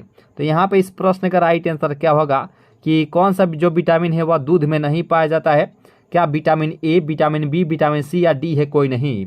तो 40वां प्रश्न का जो राइट आंसर हो जाएगा वह होता है ऑप्शन नंबर यहाँ पे जो सी ऑप्शन विटामिन सी, जो कि राइट आंसर हो जाएगा ऑप्शन नंबर सी। सी जो है इस प्रश्न का राइट आंसर हो जाएगा। और यहाँ पे 41वां प्रश्न आप देख रहे होंगे स्क्रीन पर, जो कि काफ़ी महत्वपूर्ण यह सवाल है कि कार्बोहाइड्रेट से में आते हैं वसा और शर्करा, वसा, शर्करा, प्रोटीन, स्टार्च, शर्करा, प्रोटीन या स्टार्च एवं शर्करा। तो यहाँ पे बता देना है कि कार्बोहाइड्रेट्स में आते हैं। तो 41वां प्रश्न का जो राइट आंसर हो जाएगा स्टार्च एवं शर्करा जो है इस प्रश्न का राइट आंसर हो जाएगा ऑप्शन नंबर यहाँ पे जो डी ऑप्शन है इस प्रश्न का सही आंसर हो जाएगा ऑप्शन नंबर डी जो इस प्रश्न का राइट आंसर हो जाएगा। चलिए दोस्तों नेक्स्ट प्रश्न को कवर करते हैं। और यहाँ पे प्रश्न है कि गाय के दूध में किसके कारण पीलापन रहता है, कैसीन, कैरोटीन, लेसिन या कोई नहीं। तो यहाँ पे चारों ऑप्शन को आप देख सकते हैं। इस प्रश्न का राइट आंसर क्या होना चाहिए कि गाय के दूध में किसके कारण पीलापन रहता है। तो देखिए इसका जो सही आंसर हो जाएगा वह हो जाएगा ऑप्शन और बी, यानी कि कैरोटीन जो है इस प्रश्न का सही आंसर हो जाएगा ऑप्शन और बी जो है इस प्रश्न का सही आंसर हो जाएगा। और यहाँ पे प्रश्न है कि HIV की खोज किसके द्वारा की गई थी, कोल्फ ने, लुक मॉन्टेनियर के द्वारा किया गया था या एडवर्ड जेनर या फ्लेमिंग के द्वारा। देखिए इसका जो सही आंसर हो जाएगा और लुक मॉन्टेनियर जो थे वह HIV की खोज किए थे। तो यानी कि इस प्रश्न का राइट आंसर हो जाएगा ऑप्शन नंबर यहाँ पे जो बी ऑप्शन है इस प्रश्न का राइट आंसर हो जाएगा। और एडवर्ड जेनर के द्वारा जो है वह चेचा के टीके का खोज किया गया था, ये भी याद रखेगा दोस्तों। सबसे पहले जो टीका का खोज किया गया था वह एडवर्ड जेनर के द्वारा ही किया गया था, जो कि चेचा का टीका था। इस प्रश्न का राइट आंसर हो जाएगा ऑप्शन नंबर बी। और यहाँ पे प्रश्न है कि पौधों में वाष्पोत्सर्जन दर के निर्धारण के लिए किस यंत्र का उपयोग किया जाता है। काफ़ी महत्वपूर्ण ये सवाल है कि पौधों में वाष्पोत्सर्जन दर के निर्धारण के लिए किस यंत्र का उपयोग किया जाता है, पोटोमीटर, पोरोमीटर, टेंसियोमीटर या बैरोमीटर। तो देखिए इसका जो सही आंसर हो जाएगा थर्ड का वह हो जाता है ऑप्शन नंबर ए, पोटोमीटर जो है इस प्रश्न का सही आंसर हो जाएगा ऑप्शन नंबर ए जो है इस प्रश्न का राइट आंसर हो जाएगा। और जो भी दोस्त नए जुड़ेंगे चैनल से वो जरूर ही सब्सक्राइब कर लीजिएगा दोस्तों, वीडियो को जो है लाइक जरूर ही कर लीजिएगा। और यहाँ पे प्रश्न है कि मानव त्वचा में पाए जाने वाला वर्णक इनमें से कौन सा हो जाएगा, मेलानिन, कैरोटीन, लाइकोपिन या फाइटोक्रोम। तो यहाँ पे इस प्रश्न का सही आंसर क्या होना चाहिए कि मानव त्वचा में पाए जाने वाला वर्णक इनमें से कौन सा हो जाएगा। तो चारों ऑप्शन को आप सही से देख चुके हैं। तो देखिए इसका जो सही आंसर हो जाएगा वह हो जाएगा मेलानिन। मेलानिन जो है वह मानव त्वचा में पाए जाने वाला वर्णक के रूप में कार्य करता है, यानी कि ये जो है इस प्रश्न का सही आंसर हो जाएगा ऑप्शन नंबर ए जो है इस प्रश्न का सही आंसर हो जाएगा। और यहाँ पे देख सकते हैं कि डायलिसिस मशीन का आविष्कार किसने किया था। तो यहाँ पे इस प्रश्न का सही आंसर क्या होना चाहिए कि डायलिसिस मशीन का आविष्कार किनके द्वारा किया गया था, क्या बोस ने, कोल्फ ने, ओपेरिन के द्वारा या फाइटोक्रोम ने। तो यह इसका जो सही आंसर हो जाएगा 5 का वह हो जाता है ऑप्शन नंबर बी, कोल्फ के द्वारा जो है वह डायलिसिस मशीन का आविष्कार किया गया था। इस प्रश्न का राइट आंसर हो जाएगा ऑप्शन नंबर बी जो है इस प्रश्न का सही आंसर हो जाएगा। और यहाँ पे प्रश्न है कि कोशिका विभाजन के समय स्पष्ट दिखाई देते हैं जीन, गुणसूत्र, DNA या जीन व गुणसूत्र दोनों। तो यहाँ पे इस प्रश्न का सही आंसर क्या होगा कि कोशिका विभाजन के समय स्पष्ट दिखाई देते हैं। तो 6 नंबर प्रश्न का जो राइट आंसर हो जाएगा वह हो जाएगा गुणसूत्र। गुणसूत्र जो है इस प्रश्न का सही आंसर हो जाएगा। जो बी ऑप्शन है इस प्रश्न का सही आंसर हो जाएगा। इसका PDF जो है आपको टेलीग्राम ग्रुप से ज्वाइन होते हैं तो इसका PDF आप डाउनलोड करके प्रैक्टिस कर सकते हैं। PDF यानी कि टेलीग्राम का जो लिंक है इसी वीडियो के नीचे डिस्क्रिप्शन बॉक्स में दिया जाएगा, वहाँ से आप PDF डाउनलोड करके प्रैक्टिस कर सकते हैं कभी भी दोस्तों। और यहाँ पे प्रश्न है कि जैविक सेवन क्या है। काफ़ी महत्वपूर्ण ये सवाल है कि जैविक सेवन क्या होता है, क्या कृत्रिम हृदय होता है, कृत्रिम पैर होता है या हाइड्रोपोनिक्स होता है या पेसमेकर होता है। तो जैविक जो सेवन होता है उम्मीद करते हैं आप सभी का आंसर आएगा कृत्रिम हृदय, जो कि बिल्कुल सही आंसर हो जाएगा। ये जो है इस प्रश्न का सही आंसर हो जाएगा ऑप्शन नंबर ए जो है इस प्रश्न का राइट आंसर हो जाएगा। कमेंट बॉक्स से आपका आंसर जो ही आना चाहिए कि एड्स दिवस जो है वह कब मनाया जाता है। कमेंट बॉक्स में आपका आंसर जरूर ही आना चाहिए कि एड्स दिवस कब मनाया जाता है दोस्तों। और यहाँ पे प्रश्न है कि विश्व वन्य जीव कोष की स्थापना कब की गई। यहाँ पे 4 ऑप्शन आप देख सकते हैं कि 1967, 1991, 1980 या 1985। तो यहाँ पे इस प्रश्न का राइट आंसर क्या होगा कि विश्व वन्य जीव कोष की स्थापना कब की गई। तो देखिए 8 नंबर प्रश्न का जो राइट आंसर हो जाएगा वह हो जाएगा ऑप्शन नंबर ए, 1967 में जो है वह वन्य जीव कोष की स्थापना किया गया था, जो कि ऑप्शन नंबर ए में दिया गया है, जो कि राइट आंसर हो जाएगा ऑप्शन नंबर ए। चलिए दोस्तों नेक्स्ट प्रश्न कवर कर लेते हैं। दोस्तों अगर चैनल से अगर नए जुड़े हो तो जरूर ही सब्सक्राइब कर लीजिएगा। वीडियो को अगर लाइक नहीं किए हों तो जरूर ही लाइक कर लीजिएगा दोस्तों, आपके लिए बेहद ही महत्वपूर्ण ये सेशन है। और यहाँ पे देख सकते हैं कि डबल रोटी के निर्माण में किस कवक का प्रयोग होता है। काफ़ी महत्वपूर्ण ये सवाल है। और यहाँ पे इस प्रश्न का राइट आंसर क्या होगा कि डबल रोटी के निर्माण में किस कवक का जो है वह प्रयोग किया जाता है। तो इसका जो सही आंसर हो जाएगा 9 का वह हो जाता है ऑप्शन नंबर डी, यानी कि सेक्रोमाइसीज जो है इस प्रश्न का राइट आंसर हो जाएगा ऑप्शन नंबर डी। डी जो है इस प्रश्न का सही आंसर हो जाएगा। आइए हम लोग यहाँ पे नेक्स्ट प्रश्न भी कवर कर लेते हैं। और यहाँ पे प्रश्न है कि HIV सर्वाधिक नष्ट करता है लाल रक्त कणों को, बीटा कोशिकाओं को, या टी कोशिकाओं को, या थ्रोम्बोसाइटों को। तो यहाँ पे इस प्रश्न का राइट आंसर क्या होगा दोस्तों कि HIV सर्वाधिक नष्ट करता है। तो देखिए 10 नंबर प्रश्न का जो राइट आंसर हो जाएगा वह हो जाएगा टी कोशिकाओं को, यानी कि ऑप्शन नंबर यहाँ पे जो सी ऑप्शन है इस प्रश्न का राइट आंसर हो जाएगा ऑप्शन नंबर सी। सी जो है इस प्रश्न का सही आंसर हो जाएगा, यानी कि टी सेल्स को जो है वह सबसे ज़्यादा जो है नष्ट करता है। इस प्रश्न का राइट आंसर हो जाएगा ऑप्शन नंबर सी। और देखिए यहाँ पे 11 नंबर प्रश्न को कि दोहरा निषेचन होता है तो ब्रायोफाइट में, आवृतबीजी पौधों में, टेरिडोफाइट में, या जिम्नोस्पर्म में। तो यहाँ पे 11 नंबर प्रश्न का राइट आंसर क्या होना चाहिए कि दोहरा निषेचन होता है। देखिए 11 नंबर प्रश्न का जो राइट आंसर हो जाएगा वह क्या होगा दोस्तों, इसका जो सही आंसर हो जाएगा 11 का वह हो जाता है ऑप्शन नंबर बी। आवृतबीजी जो है इस प्रश्न का राइट आंसर हो जाएगा ऑप्शन नंबर बी। बी जो इस प्रश्न का सही आंसर हो जाएगा। जो भी दोस्त नए जुड़ रहेंगे चैनल से वो जरूर ही सब्सक्राइब कर लीजिएगा दोस्तों, वीडियो को जो है लाइक जरूर ही कर लीजिएगा दोस्तों। और यहाँ पे प्रश्न है कि जीव द्रव्य की खोज किसने की थी, लेमार्क ने, हेरोफिलस ने, डुजार्डिन ने, या हिपोक्रेट्स ने। तो यहाँ पे इस प्रश्न का राइट आंसर क्या होगा कि जीव द्रव्य की खोज किसने की थी। तो 12 नंबर प्रश्न का जो राइट आंसर हो जाएगा वह हो जाता है ऑप्शन नंबर डी, यानी कि डुजार्डिन जो है इस प्रश्न का राइट आंसर हो जाएगा ऑप्शन नंबर यहाँ पे जो डी ऑप्शन है इस प्रश्न का सही आंसर हो जाएगा। और यहाँ पे प्रश्न है कि मलेरिया दिवस कब मनाया जाता है। वैसे हम पूछे थे एड्स दिवस कब मनाया जाता है, तो 1 दिसंबर को जो है वह एड्स दिवस मनाया जाता है 1 दिसंबर को। तो यहाँ पे पूछा गया है कि मलेरिया दिवस कब मनाया जाता है, क्या 20 अप्रैल को, 30 जनवरी को, 25 अप्रैल या 20 मार्च को।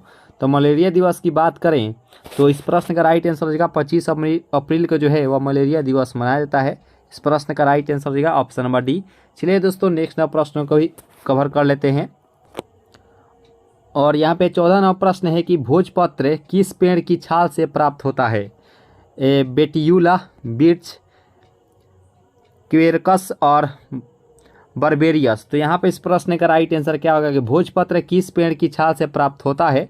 तो यहाँ पे 14 नंबर प्रश्न का जो राइट आंसर हो जाएगा वो होता है ऑप्शन नंबर ए, बेटियूला जो है इस प्रश्न का सही आंसर हो जाएगा ऑप्शन नंबर ए। ये जो है इस प्रश्न का राइट आंसर हो जाएगा। और यहाँ पे प्रश्न है कि म्यूटेशनवाद के जनक कौन है। तो क्या लैमार्क, हैक्सले, ह्यूगो डी ब्रीज या लिनियस। तो यहाँ पे इस प्रश्न का राइट आंसर क्या होगा, म्यूटेशनवाद के लेखक कौन है, यानी कि जनक कौन है। तो यहाँ पे इसका जो सही आंसर हो जाएगा 15 का वो होता है option number D, Hugo de Vries जो है इस प्रश्न का राइट आंसर हो जाएगा ऑप्शन नंबर ए। ये जो इस प्रश्न का राइट आंसर हो जाएगा। आइए जो डी ऑप्शन है इस प्रश्न का राइट आंसर है ह्यूगो डी ब्रीज जो है इस प्रश्न का सही आंसर हो जाएगा। और ये यहाँ पे हम लोग 16वां प्रश्न भी कवर कर लेते हैं। और यहाँ पे प्रश्न है कि पादप शरीर क्रिया विज्ञापन का पिता किसे कहा जाता है। काफ़ी महत्वपूर्ण ये सवाल है कि पादप शरीर क्रिया विज्ञान का पिता किसे कहा जाता है, ग्रेगर मेंडल या स्टीफन हेल्स, कोपरनिकस या बॉन बियर। तो इसका जो सही आंसर हो जाएगा 16 का हो जाता है ऑप्शन नंबर बी, यानी कि स्टीफन हेल्स जो है इस प्रश्न का राइट आंसर हो जाएगा। ग्रेगर मेंडल को जो है आनुवंशिकी का पिता भी कहा जाता है और इन्होंने ही जो है सर्वप्रथम मटर के पौधे पर जो है अपना प्रयोग दर्शाया था।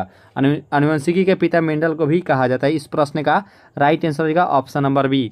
और यहाँ पे प्रश्न है कि अस्थि में कौन सा प्रोटीन पाया जाता है, कैसीन, एल्बुमिन और कॉन्ड्रीन या ओसिन। तो यहाँ पे बताना कि अस्थि में कौन सा प्रोटीन पाया जाता है। तो 17वां प्रश्न का जो राइट आंसर हो जाएगा वो हो जाता है ऑप्शन नंबर सी, ओसिन जो है इस प्रश्न का राइट आंसर हो जाएगा ऑप्शन नंबर सी।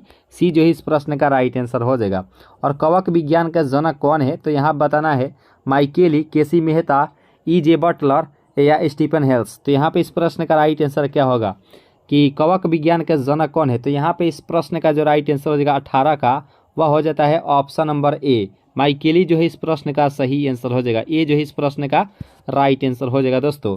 और यहाँ पे 19वां प्रश्न आप देख रहे होंगे स्क्रीन पर, जो कि काफ़ी महत्वपूर्ण ये सवाल है कि चने द्वारा पानी के अवशोषित होने की प्रक्रिया होती है। तो यहाँ पे इस प्रश्न का राइट आंसर क्या होगा कि चने द्वारा पानी के अवशोषित होने की प्रक्रिया है, क्या विसरण होती है, अंतःप्रासरण या बहिःप्रासरण या अंतःशोषण। तो यहाँ पे 19वां प्रश्न का जो राइट आंसर हो जाएगा वह हो जाता है ऑप्शन नंबर बी। अंतःप्रसारण जो है इस प्रश्न का सही आंसर हो जाएगा ऑप्शन नंबर बी। बी जो इस प्रश्न का राइट आंसर हो जाएगा। और यहाँ पे प्रश्न है कि शुगर बेबी किसकी प्रजाति होती है? गाजर की, तरबूज की, खरबूज की या चुकंदर की? तो शुगर बेबी किसकी प्रजाति होती है? तो देखिए 20वां प्रश्न का जो राइट आंसर हो जाएगा वह होता है ऑप्शन नंबर बी, तरबूज की। तरबूज जो है इस प्रश्न का राइट आंसर हो जाएगा। जो बी ऑप्शन है इस प्रश्न का सही आंसर हो जाएगा ऑप्शन नंबर बी। और यहाँ पे प्रश्न है कि वार्षा अम्ल का अवयव इनमें से कौन सा हो जाएगा? कार्बनिक अम्ल, सल्फ्यूरिक एसिड, H2SO4 या एसिटिक एसिड या हाइड्रोक्लोरिक अम्ल HCl? तो यहाँ पे इस प्रश्न का राइट आंसर क्या होना चाहिए कि वर्षा अम्ल का मुख्य अवयव इनमें से कौन सा हो जाएगा? तो 21वां प्रश्न का जो राइट आंसर हो जाएगा वह सल्फ्यूरिक एसिड होता है, यानी कि H2SO4 जो है इस प्रश्न का राइट आंसर हो जाएगा। यानी कि ऑप्शन नंबर यहाँ पे जो बी ऑप्शन है इस प्रश्न का राइट आंसर हो जाएगा। और H2SO4 को जो है अम्लों का भी राजा भी कहा जाता है, याद रखिएगा दोस्तों, ठीक है। तो यहाँ पे जो बी ऑप्शन है इस प्रश्न का राइट आंसर हो जाएगा। और यहाँ पे 22वां प्रश्न है कि अधिक विकिरण के संपर्क में आने से कौन सा रोग होता है? कैंसर, स्कर्वी, रिकेट या टीबी? तो यहाँ पे इस प्रश्न का राइट आंसर क्या होना चाहिए कि अधिक विकिरण के संपर्क में आने से कौन सा रोग होता है? देखिए इस प्रश्न का जो राइट आंसर हो जाएगा वह हो जाएगा ऑप्शन नंबर यहाँ पे जो ए ऑप्शन है इस प्रश्न का राइट आंसर हो जाएगा। कैंसर का जो अध्ययन है वह ऑन्कोलॉजी कहलाता है और ऑन्कोजीन्स के कारण जो है वह कैंसर होता है, याद रखिएगा दोस्तों। कैंसर जो है वह वायरस के कारण होता है, याद रखिएगा दोस्तों, वायरस यानी कि विषाणु के कारण होता है। और स्कर्वी जो रोग होता है और विटामिन सी के कमी से होता है, याद रखिएगा दोस्तों, विटामिन सी के कमी से। और रिकेट्स नामक जो रोग होता है वो विटामिन डी के कमी से होता है, ये भी याद रखिएगा। तो इस प्रश्न का राइट आंसर हो जाएगा ऑप्शन नंबर ए। और यहाँ पे प्रश्न है कि चर्म रोग किस विटामिन की कमी के कारण होता है? यहाँ पे इस प्रश्न का राइट आंसर क्या होना चाहिए दोस्तों कि चर्म रोग जो है वह किस विटामिन की कमी के कारण होता है? विटामिन B2, B6, C और विटामिन B5। तो यहाँ पे बताना है कि चर्म रोग किस विटामिन की कमी के कारण होता है। यह B6 जो है इस प्रश्न का राइट आंसर हो जाएगा। इस प्रश्न का राइट आंसर हो जाएगा ऑप्शन नंबर बी। बी जो है इस प्रश्न का सही आंसर हो जाएगा। और आप सभी के लिए एक सवाल है कि कोबाल्ट धातु जो है वह किस विटामिन में पाया जाता है? कोबाल्ट जो धातु है वह किस विटामिन में पाया जाता है? कमेंट बॉक्स से आपका आंसर जरूर ही आना चाहिए कि कोबाल्ट धातु किस विटामिन में पाया जाता है।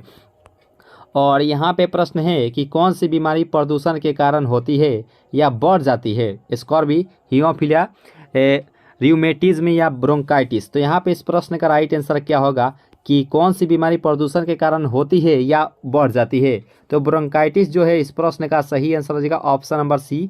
सी जो है इस प्रश्न का राइट आंसर हो जाएगा। और यहाँ पे प्रश्न है कि कृत्रिम गर्भधारण के लिए सांड के वीर्य को किसमें सुरक्षित रखते हैं? यहाँ पे इस प्रश्न का राइट आंसर क्या होगा कि कृत्रिम गर्भधारण के लिए सांड के वीर्य को किसमें सुरक्षित रखते हैं? द्रव ऑक्सीजन, शीतल जल में, द्रव नाइट्रोजन में या द्रव अमोनिया में? तो इसका जो सही आंसर हो जाएगा 25 का वह हो जाता है ऑप्शन नंबर यहाँ पे जो सी ऑप्शन है द्रव नाइट्रोजन में, जो कि राइट आंसर हो जाएगा ऑप्शन नंबर सी। सी जो है इस प्रश्न का सही आंसर हो जाएगा। और कोबाल्ट जो धातु है जो भी दोस्तों B12 बताए थे उनका बिल्कुल ही सही आंसर हो जाएगा। B12 में जो है वह कोबाल्ट धातु पाया जाता है विटामिन B12 में। और आइए दोस्तों नेक्स्ट प्रश्न कवर करते हैं। और यहाँ पे प्रश्न है कि कौन सा रोग जीवाणु के कारण होता है?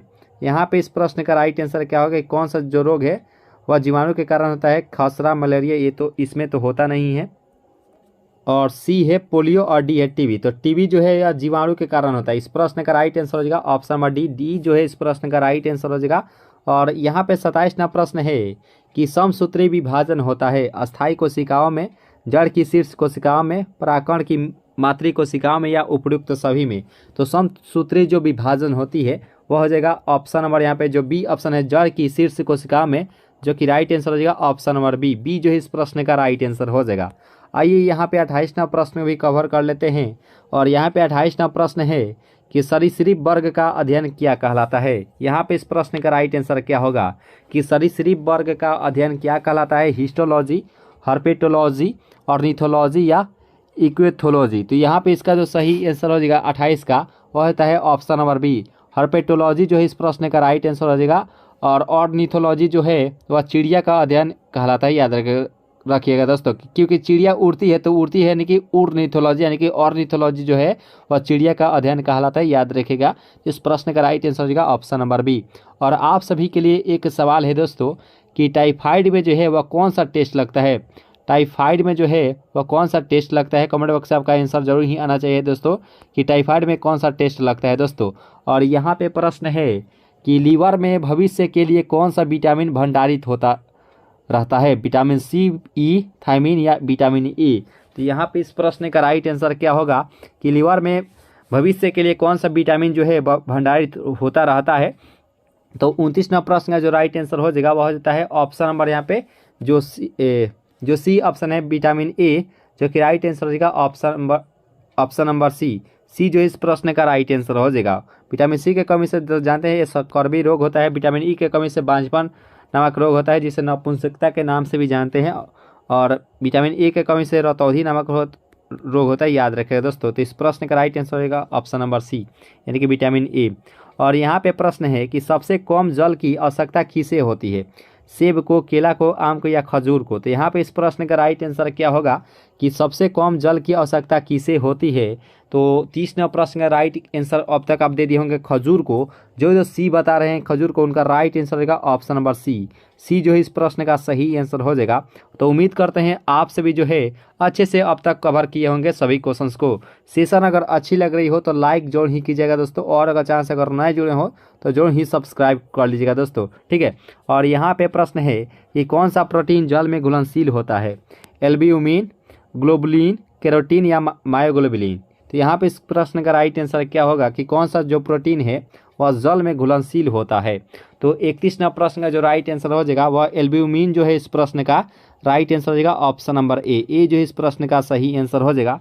तो उम्मीद करते हैं आप सभी आंसर बता दिए होंगे कि टाइफाइड में जो है वह कौन सा टेस्ट लगता है। तो उसमें जो है बिडॉल टेस्ट लगता है, जो भी दोस्तों बिडॉल टेस्ट बताए थे उनका बिल्कुल ही सही आंसर हो जाएगा। बिडॉल टेस्ट जो है वह टाइफाइड में लगाया जाता है। और यहाँ पे प्रश्न है कि नेत्रदान में नेत्र के किस भाग को दान किया जाता है, कॉर्निया, रेटिना, आइरिस या नेत्र लेंस। तो यहाँ पे इस प्रश्न का राइट आंसर क्या होगा दोस्तों कि नेत्रदान में नेत्र के किस भाग को जो है वह दान किया जाता है। तो 32वां प्रश्न का जो राइट आंसर हो जाएगा क्या होगा, तो इसका जो सही आंसर हो जाएगा ऑप्शन नंबर ए, कॉर्निया जो है इस प्रश्न का जो रहे वो राइट आंसर हो जाएगा ऑप्शन नंबर ए जो है इस प्रश्न का राइट आंसर हो जाएगा। और आइए दोस्तों नेक्स्ट प्रश्न को कवर कर लेते हैं। और यहाँ पे प्रश्न है कि किस विटामिन में जो है वह कोबाल्ट धातु पाया जाता है। तो दोस्तों हम लोग पूछताछ में ही कवर किए थे कि किस विटामिन जो है वह कोबाल्ट धातु पाया जाता है, तो हम लोग बहुत ही आसानी से कवर किए थे। तो इस प्रश्न का राइट आंसर हो जाएगा option number D, vitamin B12 में जो है वह कोबाल्ट धातु पाया जाता है। इस प्रश्न का राइट आंसर हो जाएगा ऑप्शन नंबर डी जो है इस प्रश्न का राइट आंसर हो जाएगा।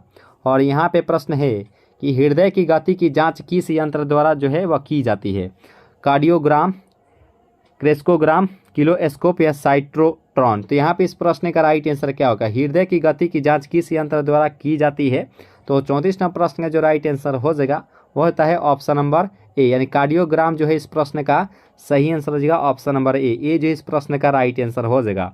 आइए दोस्तों यहाँ पे हम लोग 35वां प्रश्न को भी अच्छे से कवर कर लेते हैं। और यहाँ पे प्रश्न है कि कपास प्राप्त होता है फल से, बीज से, कलिका से या जड़ से। तो यहाँ पे इस प्रश्न का राइट आंसर क्या होगा, कपास जो है प्राप्त होता है। तो 35वां प्रश्न का राइट आंसर हो जाएगा वह बीज से जो है वह कपास प्राप्त होता है। इस प्रश्न का राइट आंसर हो जाएगा ऑप्शन नंबर बी जो इस प्रश्न का राइट आंसर हो जाएगा। इसका जो PDF है आपको टेलीग्राम ग्रुप से ज्वाइन होते हैं तो इसका PDF डाउनलोड करके आपको भी प्रैक्टिस कर सकते हैं। आइए यहाँ पे 36वां प्रश्न भी कवर कर लेते हैं। और यहाँ पे प्रश्न है कि शुक्राणु का निर्माण कहाँ होता है, वृषण में, अंडाशय में, अंडवाहिनी में या शुक्राशय में। तो यहाँ पे इस प्रश्न का राइट आंसर क्या होगा दोस्तों कि शुक्राणु का निर्माण कहाँ होता है, तो यह जो होता है यह वृषण में होता है, यानी कि जो ए ऑप्शन है इस प्रश्न का राइट आंसर हो जाएगा ऑप्शन नंबर ए जो इस प्रश्न का राइट आंसर हो जाएगा।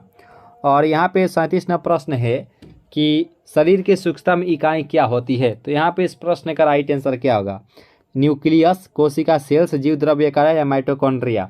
तो माइटोकॉन्ड्रिया का कोशिका का पावर हाउस भी कहा जाता है, याद रखिएगा दोस्तों। और शरीर की सूक्ष्मतम इकाई क्या होती है, तो इसका जो सही आंसर होगा 37 का वह होता है ऑप्शन नंबर जो बी ऑप्शन है कोशिका यानी कि सेल। इस प्रश्न का राइट आंसर हो जाएगा ऑप्शन नंबर बी जो इस प्रश्न का राइट आंसर हो जाएगा। आइए दोस्तों यहाँ पे 38वां प्रश्न भी कवर कर लेते हैं। और यहाँ पे प्रश्न है कि अंडे के किस भाग में प्रोटीन की मात्रा अधिक होती है, योक, सेल, एल्ब्यूमिन या कोई नहीं। तो यहाँ पे इस प्रश्न का राइट आंसर क्या होगा कि अंडे के किस भाग में जो है प्रोटीन की मात्रा अधिक होती है। तो 38 नंबर प्रश्न का राइट आंसर हो जाएगा ऑप्शन नंबर सी, एल्ब्यूमिन जो है इस प्रश्न का सही आंसर हो जाएगा ऑप्शन नंबर सी जो है इस प्रश्न का राइट आंसर हो जाएगा।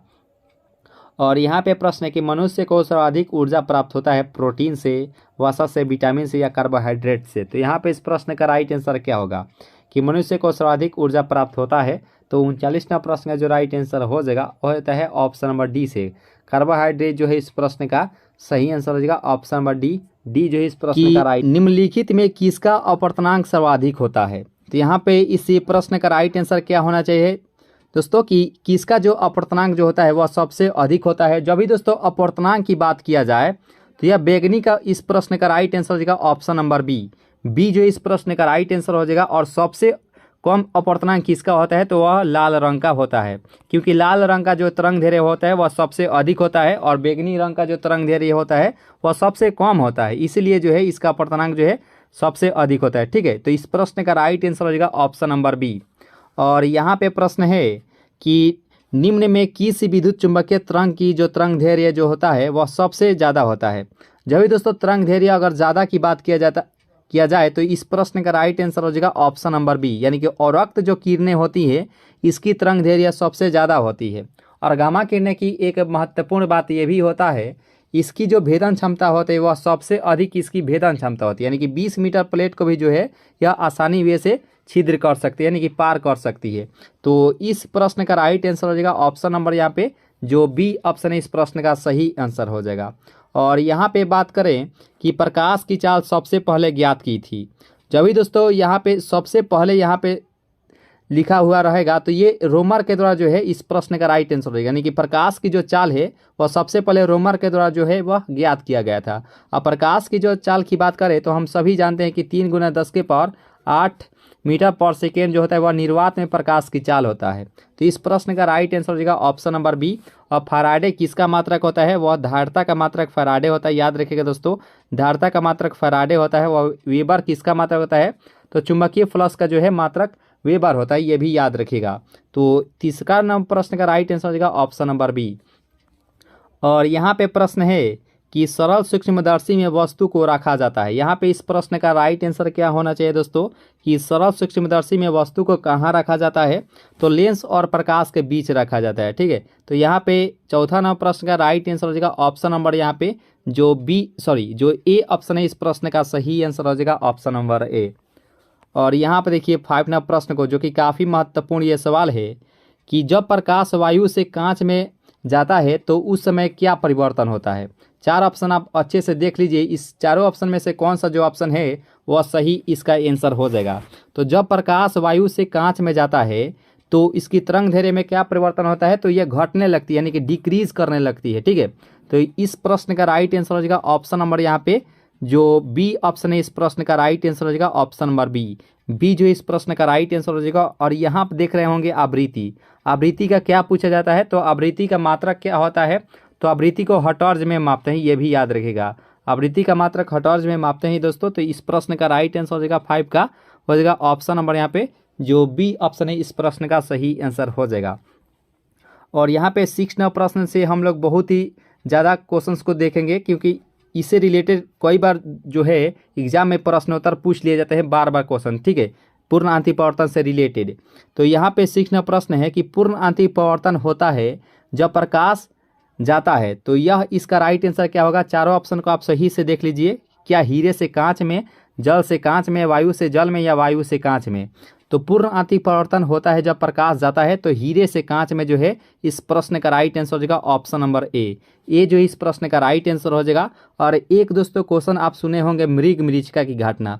तो मृग मरीचिका की जो घटना होती है वह पूर्ण आंतरिक परावर्तन के सिद्धांत पर जो है वह कार्य करती है। एक सुने होंगे ऑप्टिकल फाइबर या प्रकाश तंतु, ये भी जो क्वेश्चन पूछ लिया जाता है कि ऑप्टिकल फाइबर किस सिद्धांत पर कार्य करता है या प्रकाश तंतु किस सिद्धांत पर कार्य करता है, तो पूर्ण आंतरिक परावर्तन के सिद्धांत पर जो है वह कार्य करता है ऑप्टिकल फाइबर। तो यहाँ पे 6 नंबर प्रश्न का राइट आंसर हो जाएगा ऑप्शन नंबर जो यहाँ पे जो ए ऑप्शन है इस प्रश्न का राइट आंसर हो जाएगा, यानी हीरे से कांच में जो है इस प्रश्न का राइट आंसर हो जाएगा। और एक दोस्तों आपके लिए प्रश्न है कि हीरे का अपवर्तनांक क्या होता है। कमेंट बॉक्स में आप इसका आंसर बताने का प्रयास कीजिएगा कि हीरे का अपवर्तनांक क्या होता है। और बात करें हीरे की क्रांति कोण के बारे में, तो हीरा का जो क्रांति कोण होता है वह 24.4 डिग्री जो है वह हीरा का क्रांति कोण होता है, ये भी याद रखिएगा। तो आपका आंसर जरूर ही आना चाहिए कि हीरे का अपवर्तनांक कितना होता है, ठीक है। और यहाँ पे प्रश्न आप देख सकते हैं कि हम अभी ही बताए हैं कि प्रकाश तंतु जो है वह किस सिद्धांत पर कार्य करता है। तो प्रकाश तंतु का है या ऑप्टिकल फाइबर ज़्यादातर आपको लिखा हुआ दिखाई देगा क्वेश्चन में, ठीक है, क्योंकि ऑप्टिकल फाइबर जो है वह प्रकाश तंतु का इंग्लिश होता है। तो प्रकाश तंतु जो है वह कार्य करता है पूर्ण आंतरिक पवर्तन के सिद्धांत पर। तो इस प्रश्न का राइट आंसर हो जाएगा ऑप्शन नंबर यहाँ पे जो ए ऑप्शन इस प्रश्न का राइट आंसर हो जाएगा। तो उम्मीद करते हैं आप सभी जो है वह हीरे का अपवर्तनांक भी बता दिए होंगे कि हीरे का अपवर्तनांक जो भी 2.42 बताए हैं उनका बिल्कुल ही सही आंसर हो जाएगा। हीरे का अपवर्तनांक जो है 2.42 होता है। और हीरे की बात करें या प्रकृति में सबसे अधिक अपवर्तनांक जो होता है वह हीरे का ही होता है। और प्रकृति में सबसे कठोर पदार्थ भी हीरा ही होता है, ठीक है। तो इस प्रश्न का राइट आंसर हो जाएगा ऑप्शन नंबर ए। तो उम्मीद करते हैं यहाँ तक जो सेशन है आपको अच्छी लगी होंगी। अगर लग रही होंगी तो जरूर ही लाइक कीजिएगा दोस्तों, और दोस्तों के पास जरूर ही शेयर कीजिएगा। और जो भी दोस्त नए अगर जुड़े हो तो जरूर ही सब्सक्राइब कर लीजिए, आपके लिए बेहद ही महत्वपूर्ण ये सेशन है। और यहाँ पे प्रश्न है कि प्रकाश ऊर्जा को विद्युत ऊर्जा में बदलता है। तो यहाँ पे इसी प्रश्न का राइट आंसर क्या होना चाहिए दोस्तों कि प्रकाश ऊर्जा को विद्युत ऊर्जा में बदलता है। तो इसका जो सही आंसर हो जाएगा 8 का वह हो जाएगा ऑप्शन नंबर सी। सौर सेल जो है इस प्रश्न का राइट आंसर हो जाएगा ऑप्शन नंबर सी जो है इस प्रश्न का सही आंसर हो जाएगा। और यहाँ में 9 नंबर प्रश्न आप देखते ही इसका आंसर बता दिए होंगे कि यांत्रिक ऊर्जा को विद्युत ऊर्जा में बदलता है। तो यहाँ पे इसका राइट आंसर क्या होगा कि यांत्रिक ऊर्जा को विद्युत ऊर्जा में बदलता है। तो ये डायनेमो जो है इसी का राइट आंसर हो जाएगा ऑप्शन नंबर ए जो है इस प्रश्न का सही आंसर हो जाएगा ऑप्शन नंबर ए। और देखिए यहाँ पे प्रश्न को कि सूर्य के केंद्र का ताप कितना होता है। यहाँ पे इस प्रश्न का राइट आंसर क्या होना चाहिए दोस्तों कि 4 ऑप्शन आपको दिया गया है, चारों ऑप्शन में से कौन सा जो ऑप्शन है वह सही आंसर हो जाएगा कि सूर्य के केंद्र का ताप कितना होता है। तो देखिए 1.5 × 10⁻7 के होता है, ठीक है, 10⁻7 के। तो देखेंगे किस ऑप्शन में है, तो ये ऑप्शन नंबर ए में ही दिया गया है जो कि राइट आंसर हो जाएगा ऑप्शन नंबर ए। इसका जो PDF है आपको टेलीग्राम ग्रुप से ज्वाइन होते हैं तो इसका PDF डाउनलोड करके आप जो है कभी भी प्रैक्टिस कर सकते हैं, क्योंकि प्रैक्टिस मेक्स परफेक्ट। तो आप जो है हमेशा प्रैक्टिस करते रहिएगा दोस्तों, ठीक है। तो आप PDF जरूर ही डाउनलोड करके प्रैक्टिस कर सकते हैं। डिस्क्रिप्शन बॉक्स में टेलीग्राम ग्रुप का जो है वह लिंक दिया रहेगा, ठीक है। और यहाँ पे प्रश्न है कि सूर्य के केंद्र का दाब कितना होता है। यहाँ पे दाब का बात किया गया है। तो दाब की बात करें तो दाब का जो मात्रक हो जाएगा वह पास्कल होता है, ठीक है। आपको सभी को मालूम होगा कि दाब का मात्रक पास्कल होता है। और यहाँ पे सूर्य के केंद्र का दाब कितना होता है, तो इसका राइट आंसर भी अब तक आप दे दिए होंगे कि इसका राइट आंसर क्या होगा। तो ये 2 × 10⁻16 न्यूटन प्रति वर्ग मीटर होता है, जो कि ऑप्शन नंबर सी में ही दिया गया है, जो कि राइट आंसर हो जाएगा। और बल का मात्रक न्यूटन होता है, ये भी याद रखिएगा, ठीक है। तो इस प्रश्न का राइट आंसर हो जाएगा option number C is the right answer for this question. और यहाँ पे प्रश्न आप देख रहे होंगे स्क्रीन पर, जो कि काफ़ी ये महत्वपूर्ण ये सवाल है कि परमाणु रिएक्टर आधारित होता है। जब भी दोस्तों देखिए परमाणु रिएक्टर का है या परमाणु बम का है, ये दोनों जो होता है ये नाभिकीय विखंडन पर ही आधारित होता है, जो कि राइट आंसर हो जाएगा ऑप्शन नंबर बी जो है इस प्रश्न का राइट आंसर हो जाएगा। और एक दोस्तों क्वेश्चन पूछ लिया जाता है कि सूर्य की जो किरण होता है, यानी कि सूर्य के जो प्रकाश होता है या हाइड्रोजन बम होता है, हाइड्रोजन बम का है या सूर्य के प्रकाश का है, ये दोनों जो है वह नाभिकीय संलयन के सिद्धांत पर जो है वह आधारित रहता है, यानी कि नाभिकीय संलयन इस पर कार्य करता है। तो इस प्रश्न का जो राइट आंसर हो जाएगा वह ऑप्शन नंबर बी के साथ जाएंगे, जो कि बिल्कुल ही सही आंसर हो जाएगा option number B is the right answer for this question. तो चलिए दोस्तों नेक्स्ट प्रश्न को कवर करते हैं।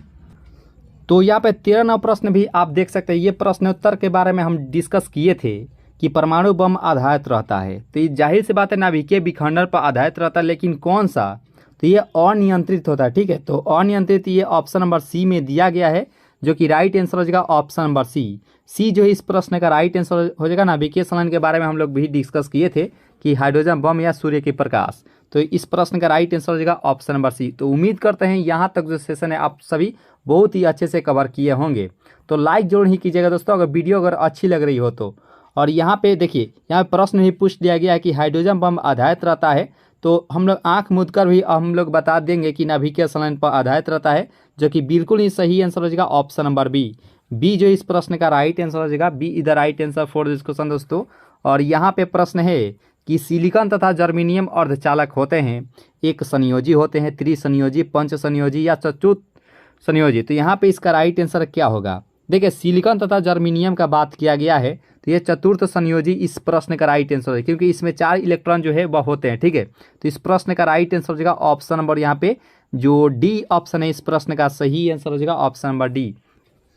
और यहाँ पे प्रश्न है कि पॉजिट्रॉन की खोज किसने किया? तो यहाँ पे पॉजिट्रॉन का बात किया गया है, तो इसका राइट आंसर क्या होगा? देखिए पॉजिट्रॉन की बात किया जाए तो यह एंडरसन के द्वारा किया गया है। इस प्रश्न का राइट आंसर हो जाएगा ऑप्शन नंबर यहाँ पे जो सी ऑप्शन है, इस प्रश्न का सही आंसर हो जाएगा ऑप्शन नंबर सी। और एक दोस्तों क्वेश्चन पूछ लिया जाता है जो कि आपको आंसर बताना है कि इलेक्ट्रॉन की खोजकर्ता कौन है। कमेंट बॉक्स में आपका जरूर ही आंसर आना चाहिए कि इलेक्ट्रॉन की खोजकर्ता कौन है दोस्तों। और यहाँ पे प्रश्न है कि 1 कूलम आवेश से बराबर होता है। तो वैसे बात करें आवेश पर जो चार्ज रहता है तो 1.6 गुने 10 के पावर माइनस 19 कूलम होता है, ठीक है।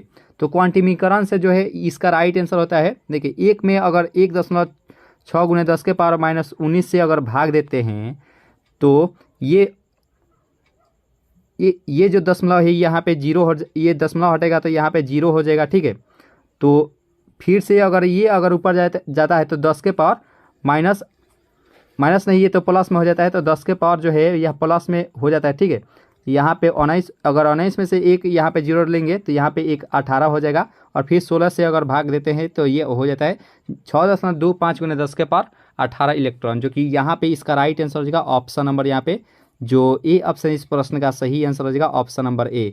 क्वांटिमीकरण पढ़े होंगे तो क्यू बराबर होता है ए नी, जो कि इसी सूत्र पर जो है आप बनाएंगे तो इसका राइट आंसर आ जाता है इतना ही, ठीक है। तो इस प्रश्न का राइट आंसर हो जाएगा ऑप्शन नंबर यहाँ पे जो ए ऑप्शन है, इस प्रश्न का राइट आंसर है। आवेश का मात्रा कूलम होता है, ये भी याद रखिएगा। और यहाँ पे प्रश्न है कि किसी तार की प्रतिरोधकता निर्भर करती है। तो कमेंट बॉक्स में आपका आंसर जरूर ही आना चाहिए कि प्रतिरोधक का जो मात्रक होता है इसका राइट आंसर क्या होना चाहिए। इसका राइट आंसर क्या होगा दोस्तों कि प्रतिरोधकता का मात्रा क्या होता है। तो यहाँ पे किसी तार की जो प्रतिरोधकता निर्भर करती है तो यह इसकी निर्भर करती है पदार्थ की जो है पदार्थ पर, इसका राइट आंसर हो जाएगा ऑप्शन नंबर यहाँ पे जो बी ऑप्शन इस प्रश्न का राइट आंसर हो जाता है। उम्मीद करते हैं आप सभी जो है प्रतिरोधकता का मात्रक ओम मीटर बताए होंगे। जो भी दोस्तों ओम मीटर इसका मात्रक बताएं, जो कि बिल्कुल ही सही आंसर हो जाएगा। ओम मीटर जो है प्रतिरोधकता का मात्रक होता है। और यहाँ पे 19वां प्रश्न है कि 1 वाट घंटा बराबर होता है। यहाँ पे इसका राइट आंसर क्या होना चाहिए कि 1 वाट घंटा कितने के बराबर होता है। तो 19वां प्रश्न के जो राइट आंसर हो जाएगा वह 3.6 गुने 10 के पावर 3 जूल के बराबर होता है। यहाँ पे इस प्रश्न का राइट आंसर हो जाएगा ऑप्शन नंबर यहाँ पे जो बी ऑप्शन है, इस प्रश्न का राइट आंसर हो जाएगा ऑप्शन नंबर बी।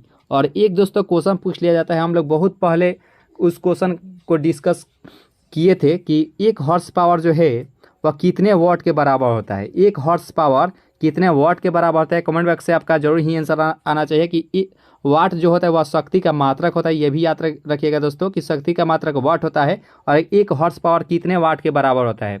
जरूर ही इसका आंसर देने का प्रयास कीजिएगा। और यहाँ पे प्रश्न है कि मैक संख्या का उपयोग किसकी चाल निर्धारण के लिए किया जाता है। तो मैक संख्या यहाँ पे बताना है। देखिए मैक संख्या जब भी इसका बात किया जाए तो यह इसका उपयोग किया जाता है विमान में किया जाता है, ठीक है। इसका राइट आंसर हो जाएगा ऑप्शन नंबर यहाँ पे जो सी ऑप्शन है, इस प्रश्न का सही आंसर हो जाएगा। और 1 हॉर्स पावर कितने वाट के बराबर होता है। तो 746 वाट आप सुने होंगे, तो 746 वाट के बराबर होता है 1 हॉर्स पावर। जो भी दोस्त 746 वाट बताए हैं उनका बिल्कुल ही सही आंसर हो जाएगा, ठीक है। तो यहाँ पे इस प्रश्न का राइट आंसर हो जाएगा ऑप्शन नंबर सी। और यहाँ पे प्रश्न है कि एक तार बैटरी में प्रयुक्त विद्युत अवघट्य होता है। यहाँ पे हाइड्रोक्लोरिक अम्ल होता है क्या, सल्फ्यूरिक एसिड, नाइट्रिक अम्ल या आसत अम्ल। तो यहाँ पे इसका राइट आंसर क्या होगा कि एक कार बैटरी में प्रयुक्त विद्युत अवघट्य होता है। तो देखिए इसका जो राइट आंसर हो जाएगा 21 का वह हो जाएगा ऑप्शन नंबर यहाँ पे जो बी ऑप्शन है कि सल्फ्यूरिक एसिड, जो कि राइट आंसर हो जाएगा ऑप्शन नंबर बी। बी जो है इस प्रश्न का राइट आंसर हो जाएगा। और H2SO4 इसका सूत्र होता है। इसे जो है अम्लों का भी राजा कहा जाता है। अम्लों का राजा H2SO4 को कहा जाता है। जो कि राइट आंसर हो जाएगा ऑप्शन नंबर बी जो है इस प्रश्न का राइट आंसर हो जाएगा। तो उम्मीद करते हैं यहाँ तक जो सेशन है आप सभी बहुत ही अच्छे से कवर किए होंगे।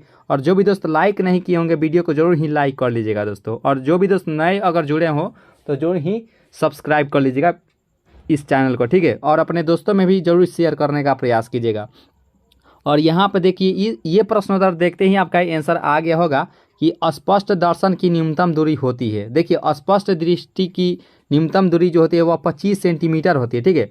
जब भी दोस्तों स्पष्ट अगर कहेगा न्यूनतम दूरी तो 25 सेंटीमीटर होती है। तो इसका राइट आंसर होगा ऑप्शन नंबर सी। और वहीं अगर अधिकतम की बात किया जाए तो वह अनंत होती है। और वहीं अगर फोकस दूरी का बात किया जाए कि मनुष्य की फोकस दूरी कितनी होनी चाहिए न्यूनतम, तो न्यूनतम उसकी फोकस दूरी होती है और 2 सेंटीमीटर होती है। फोकस दूरी का बात किया जाए तो 2 सेंटीमीटर होती है। और न्यूनतम दूरी का है तो 25 सेंटीमीटर होती है।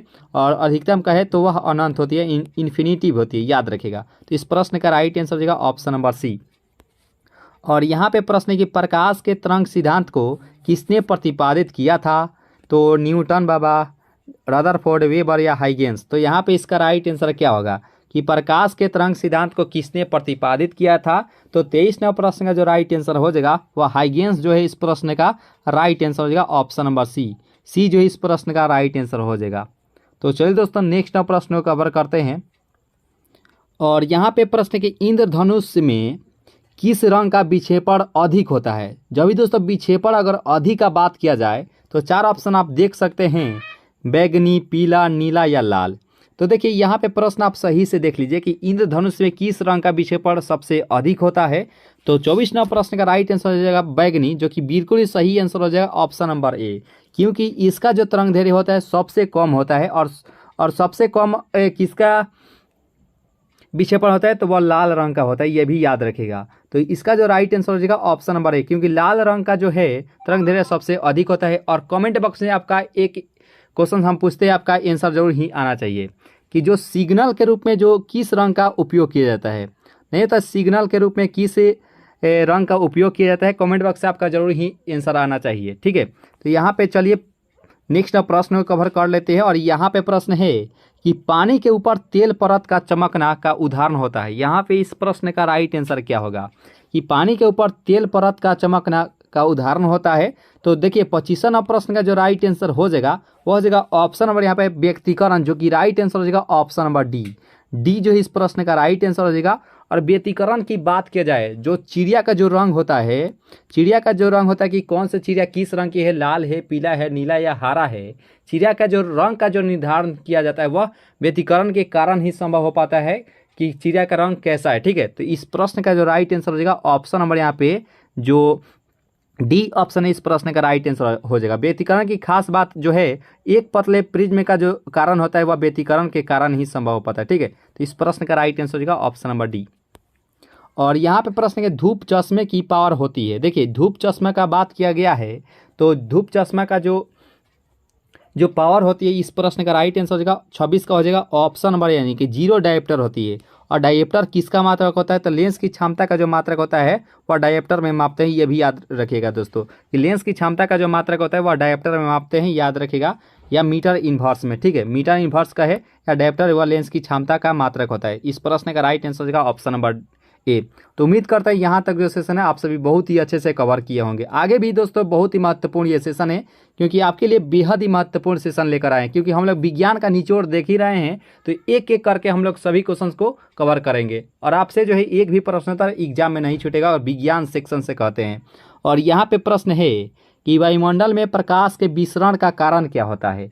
यहाँ पे इस प्रश्न का राइट आंसर क्या होगा कि वायुमंडल में प्रकाश के विसरण का क्या कारण होता है। तो देखिए इसका जो राइट आंसर हो जाएगा 27 का हो जाएगा ऑप्शन नंबर ए, यानी कि धूल कण जो है इस प्रश्न का राइट आंसर हो जाएगा ऑप्शन नंबर ए, ये जो इस प्रश्न का राइट आंसर हो जाएगा। चलिए दोस्तों नेक्स्ट प्रश्न को कवर करते हैं। ये प्रश्नोत्तर शायद हम लोग देखे थे कि प्रकाश तंतु किस सिद्धांत पर कार्य करता है, तो यह पूर्ण आंतरिक परिवर्तन होता है। इसका राइट आंसर हो जाएगा ऑप्शन नंबर ए। और प्रकाश की गति किसके बीच से जाते हुए न्यूनतम होती है। यहाँ पे इस प्रश्न का राइट आंसर क्या होगा कि प्रकाश की गति किसके बीच से जाते हुए कम होती है। तो इसका जो राइट आंसर हो जाएगा तो 29 नंबर प्रश्न का राइट आंसर हो जाएगा ऑप्शन नंबर जो ए ऑप्शन है इस प्रश्न का कांच जो कि राइट आंसर हो जाएगा option number A is the right answer for this question. इसका जो पीडीएफ है टेलीग्राम ग्रुप से ज्वाइन होते हैं, इसका पीडीएफ आप डाउनलोड कर सकते हैं और डाउनलोड करके आप कभी भी प्रैक्टिस कर सकते हैं दोस्तों। और यहाँ पे प्रश्न है कि सूर्य की ऊष्मा पृथ्वी पर कैसे पहुँचती है, चालन द्वारा, बी किरण द्वारा, परावर्तन द्वारा, संवहन द्वारा। तो यहाँ पे इसका राइट आंसर क्या होगा दोस्तों कि सूर्य की ऊष्मा जो है पृथ्वी पर कैसे पहुँचती है, तो इसका जो राइट आंसर हो जाएगा बी किरण के द्वारा पहुंचती है। ठीक है, इसका जो राइट आंसर हो जाएगा ऑप्शन नंबर जो यहाँ पे जो बी ऑप्शन है इस प्रश्न का सही आंसर हो जाएगा ऑप्शन नंबर बी। और रेफ्रिजरेटर में थर्मास्टेट का कार्य क्या होता है, यहाँ पे इस प्रश्न का राइट आंसर क्या होना चाहिए कि रेफ्रिजरेटर में थर्मास्टेट का कार्य क्या होता है। देखिए 31 नंबर प्रश्न का जो राइट आंसर हो जाएगा एक समान ताप को बनाए रखना ही होता है। देखिए इसका जो राइट आंसर हो जाएगा ऑप्शन नंबर यहाँ पे जो सी ऑप्शन है इस प्रश्न का राइट आंसर हो जाएगा ऑप्शन नंबर सी। और लास्ट में जरूर कमेंट कीजिए कि ये सेशन आपको कैसा लगा दोस्तों, आज का जो सेशन है आपको कैसा लगा, लास्ट में जरूर ही कमेंट करके बताइएगा। और यहाँ पे प्रश्न है कि शुद्ध जल का क्वथनांक फ़ारेनहाइट स्केल पर क्या होता है। वैसे शुद्ध जल की पीएच मान बात करें तो शुद्ध जल का पीएच मान 7 होता है। और यहाँ पे बताना कि शुद्ध जल का क्वथनांक फ़ारेनहाइट स्केल पर क्या होता है, तो देखिए इसका जो राइट आंसर होगा 32 का हो जाएगा 212 डिग्री होता है। इस प्रश्न का राइट आंसर हो जाएगा ऑप्शन नंबर यहाँ पे जो डी ऑप्शन इस प्रश्न का राइट आंसर हो जाएगा। और केल्विन तापमापी में बर्फ का गलनांक कितनी होती है, तो केल्विन तापमापी में जो है बर्फ का गलनांक यहाँ पे पूछा गया है। तो 33 नंबर प्रश्न का राइट आंसर हो जाएगा ऑप्शन नंबर ए यानी कि 273 केल्विन होता है। इस प्रश्न का राइट आंसर हो जाएगा ऑप्शन नंबर जो ए ऑप्शन है इस प्रश्न का सही आंसर हो जाएगा। और देखिए यहाँ पे 34 नंबर प्रश्न को कि ध्वनि का वेग सबसे ज़्यादा किस में होती है, इस्पात में होती है, निर्वात में होती है, या जल में होती है, या कोई नहीं। तो यहाँ पे इस प्रश्न का राइट आंसर क्या होगा कि ध्वनि का वेग सबसे ज़्यादा किस में होती है, तो इस प्रश्न का राइट आंसर हो जाएगा 34 का हो जाएगा जो भी दोस्त ये बताना है इस्पात में, जो कि राइट आंसर हो जाएगा ऑप्शन नंबर ए जो कि यानी कि ठोस का है। इस्पात कह रहा है तो यानी कि ठोस का बात किया जाए तो इसका राइट आंसर हो जाएगा ऑप्शन नंबर यहाँ पे जो ए ऑप्शन इस प्रश्न का सही आंसर हो जाएगा। और ध्वनि का वेग सर्वाधिक होता है ठोस में, गैस में, वाष्प में, द्रव में। तो हम लोग अभी ही बात किए थे कि ठोस में सबसे अधिक होता है, तो इसका राइट आंसर हो जाएगा ऑप्शन नंबर यहाँ पे जो ए ऑप्शन है इस प्रश्न का सही आंसर हो जाएगा option number A is the right answer for this question. और यहाँ पे प्रश्न है कि ध्वनि का प्रभाव कान में कितने समय तक रहता है। यहाँ पे इस प्रश्न का सही आंसर क्या होना चाहिए दोस्तों कि ध्वनि का प्रभाव जो है वह कान में कितने समय तक रहता है, तो इसका जो सही आंसर हो जाएगा 36 का वह 1/10 सेकेंड तक ही यह रहता ही है। तो इसका राइट आंसर हो जाएगा ऑप्शन नंबर यहाँ पे जो बी ऑप्शन है इस प्रश्न का राइट आंसर हो जाएगा ऑप्शन नंबर बी। तो दोस्तों इस प्रकार से इस महत्वपूर्ण सेशन को यहीं पे ख़त्म करते हैं और लास्ट में जरूर कमेंट करके बताइएगा कि ये सेशन आपको कैसा लगा दोस्तों। तो आज के लिए इतना है दोस्तों, तो हंसते रहिए और मुस्कुराते रहिए और अपनी तैयारी को जो है मजबूत करते रहिए। अभी के लिए इतना है दोस्तों, जय हिंद।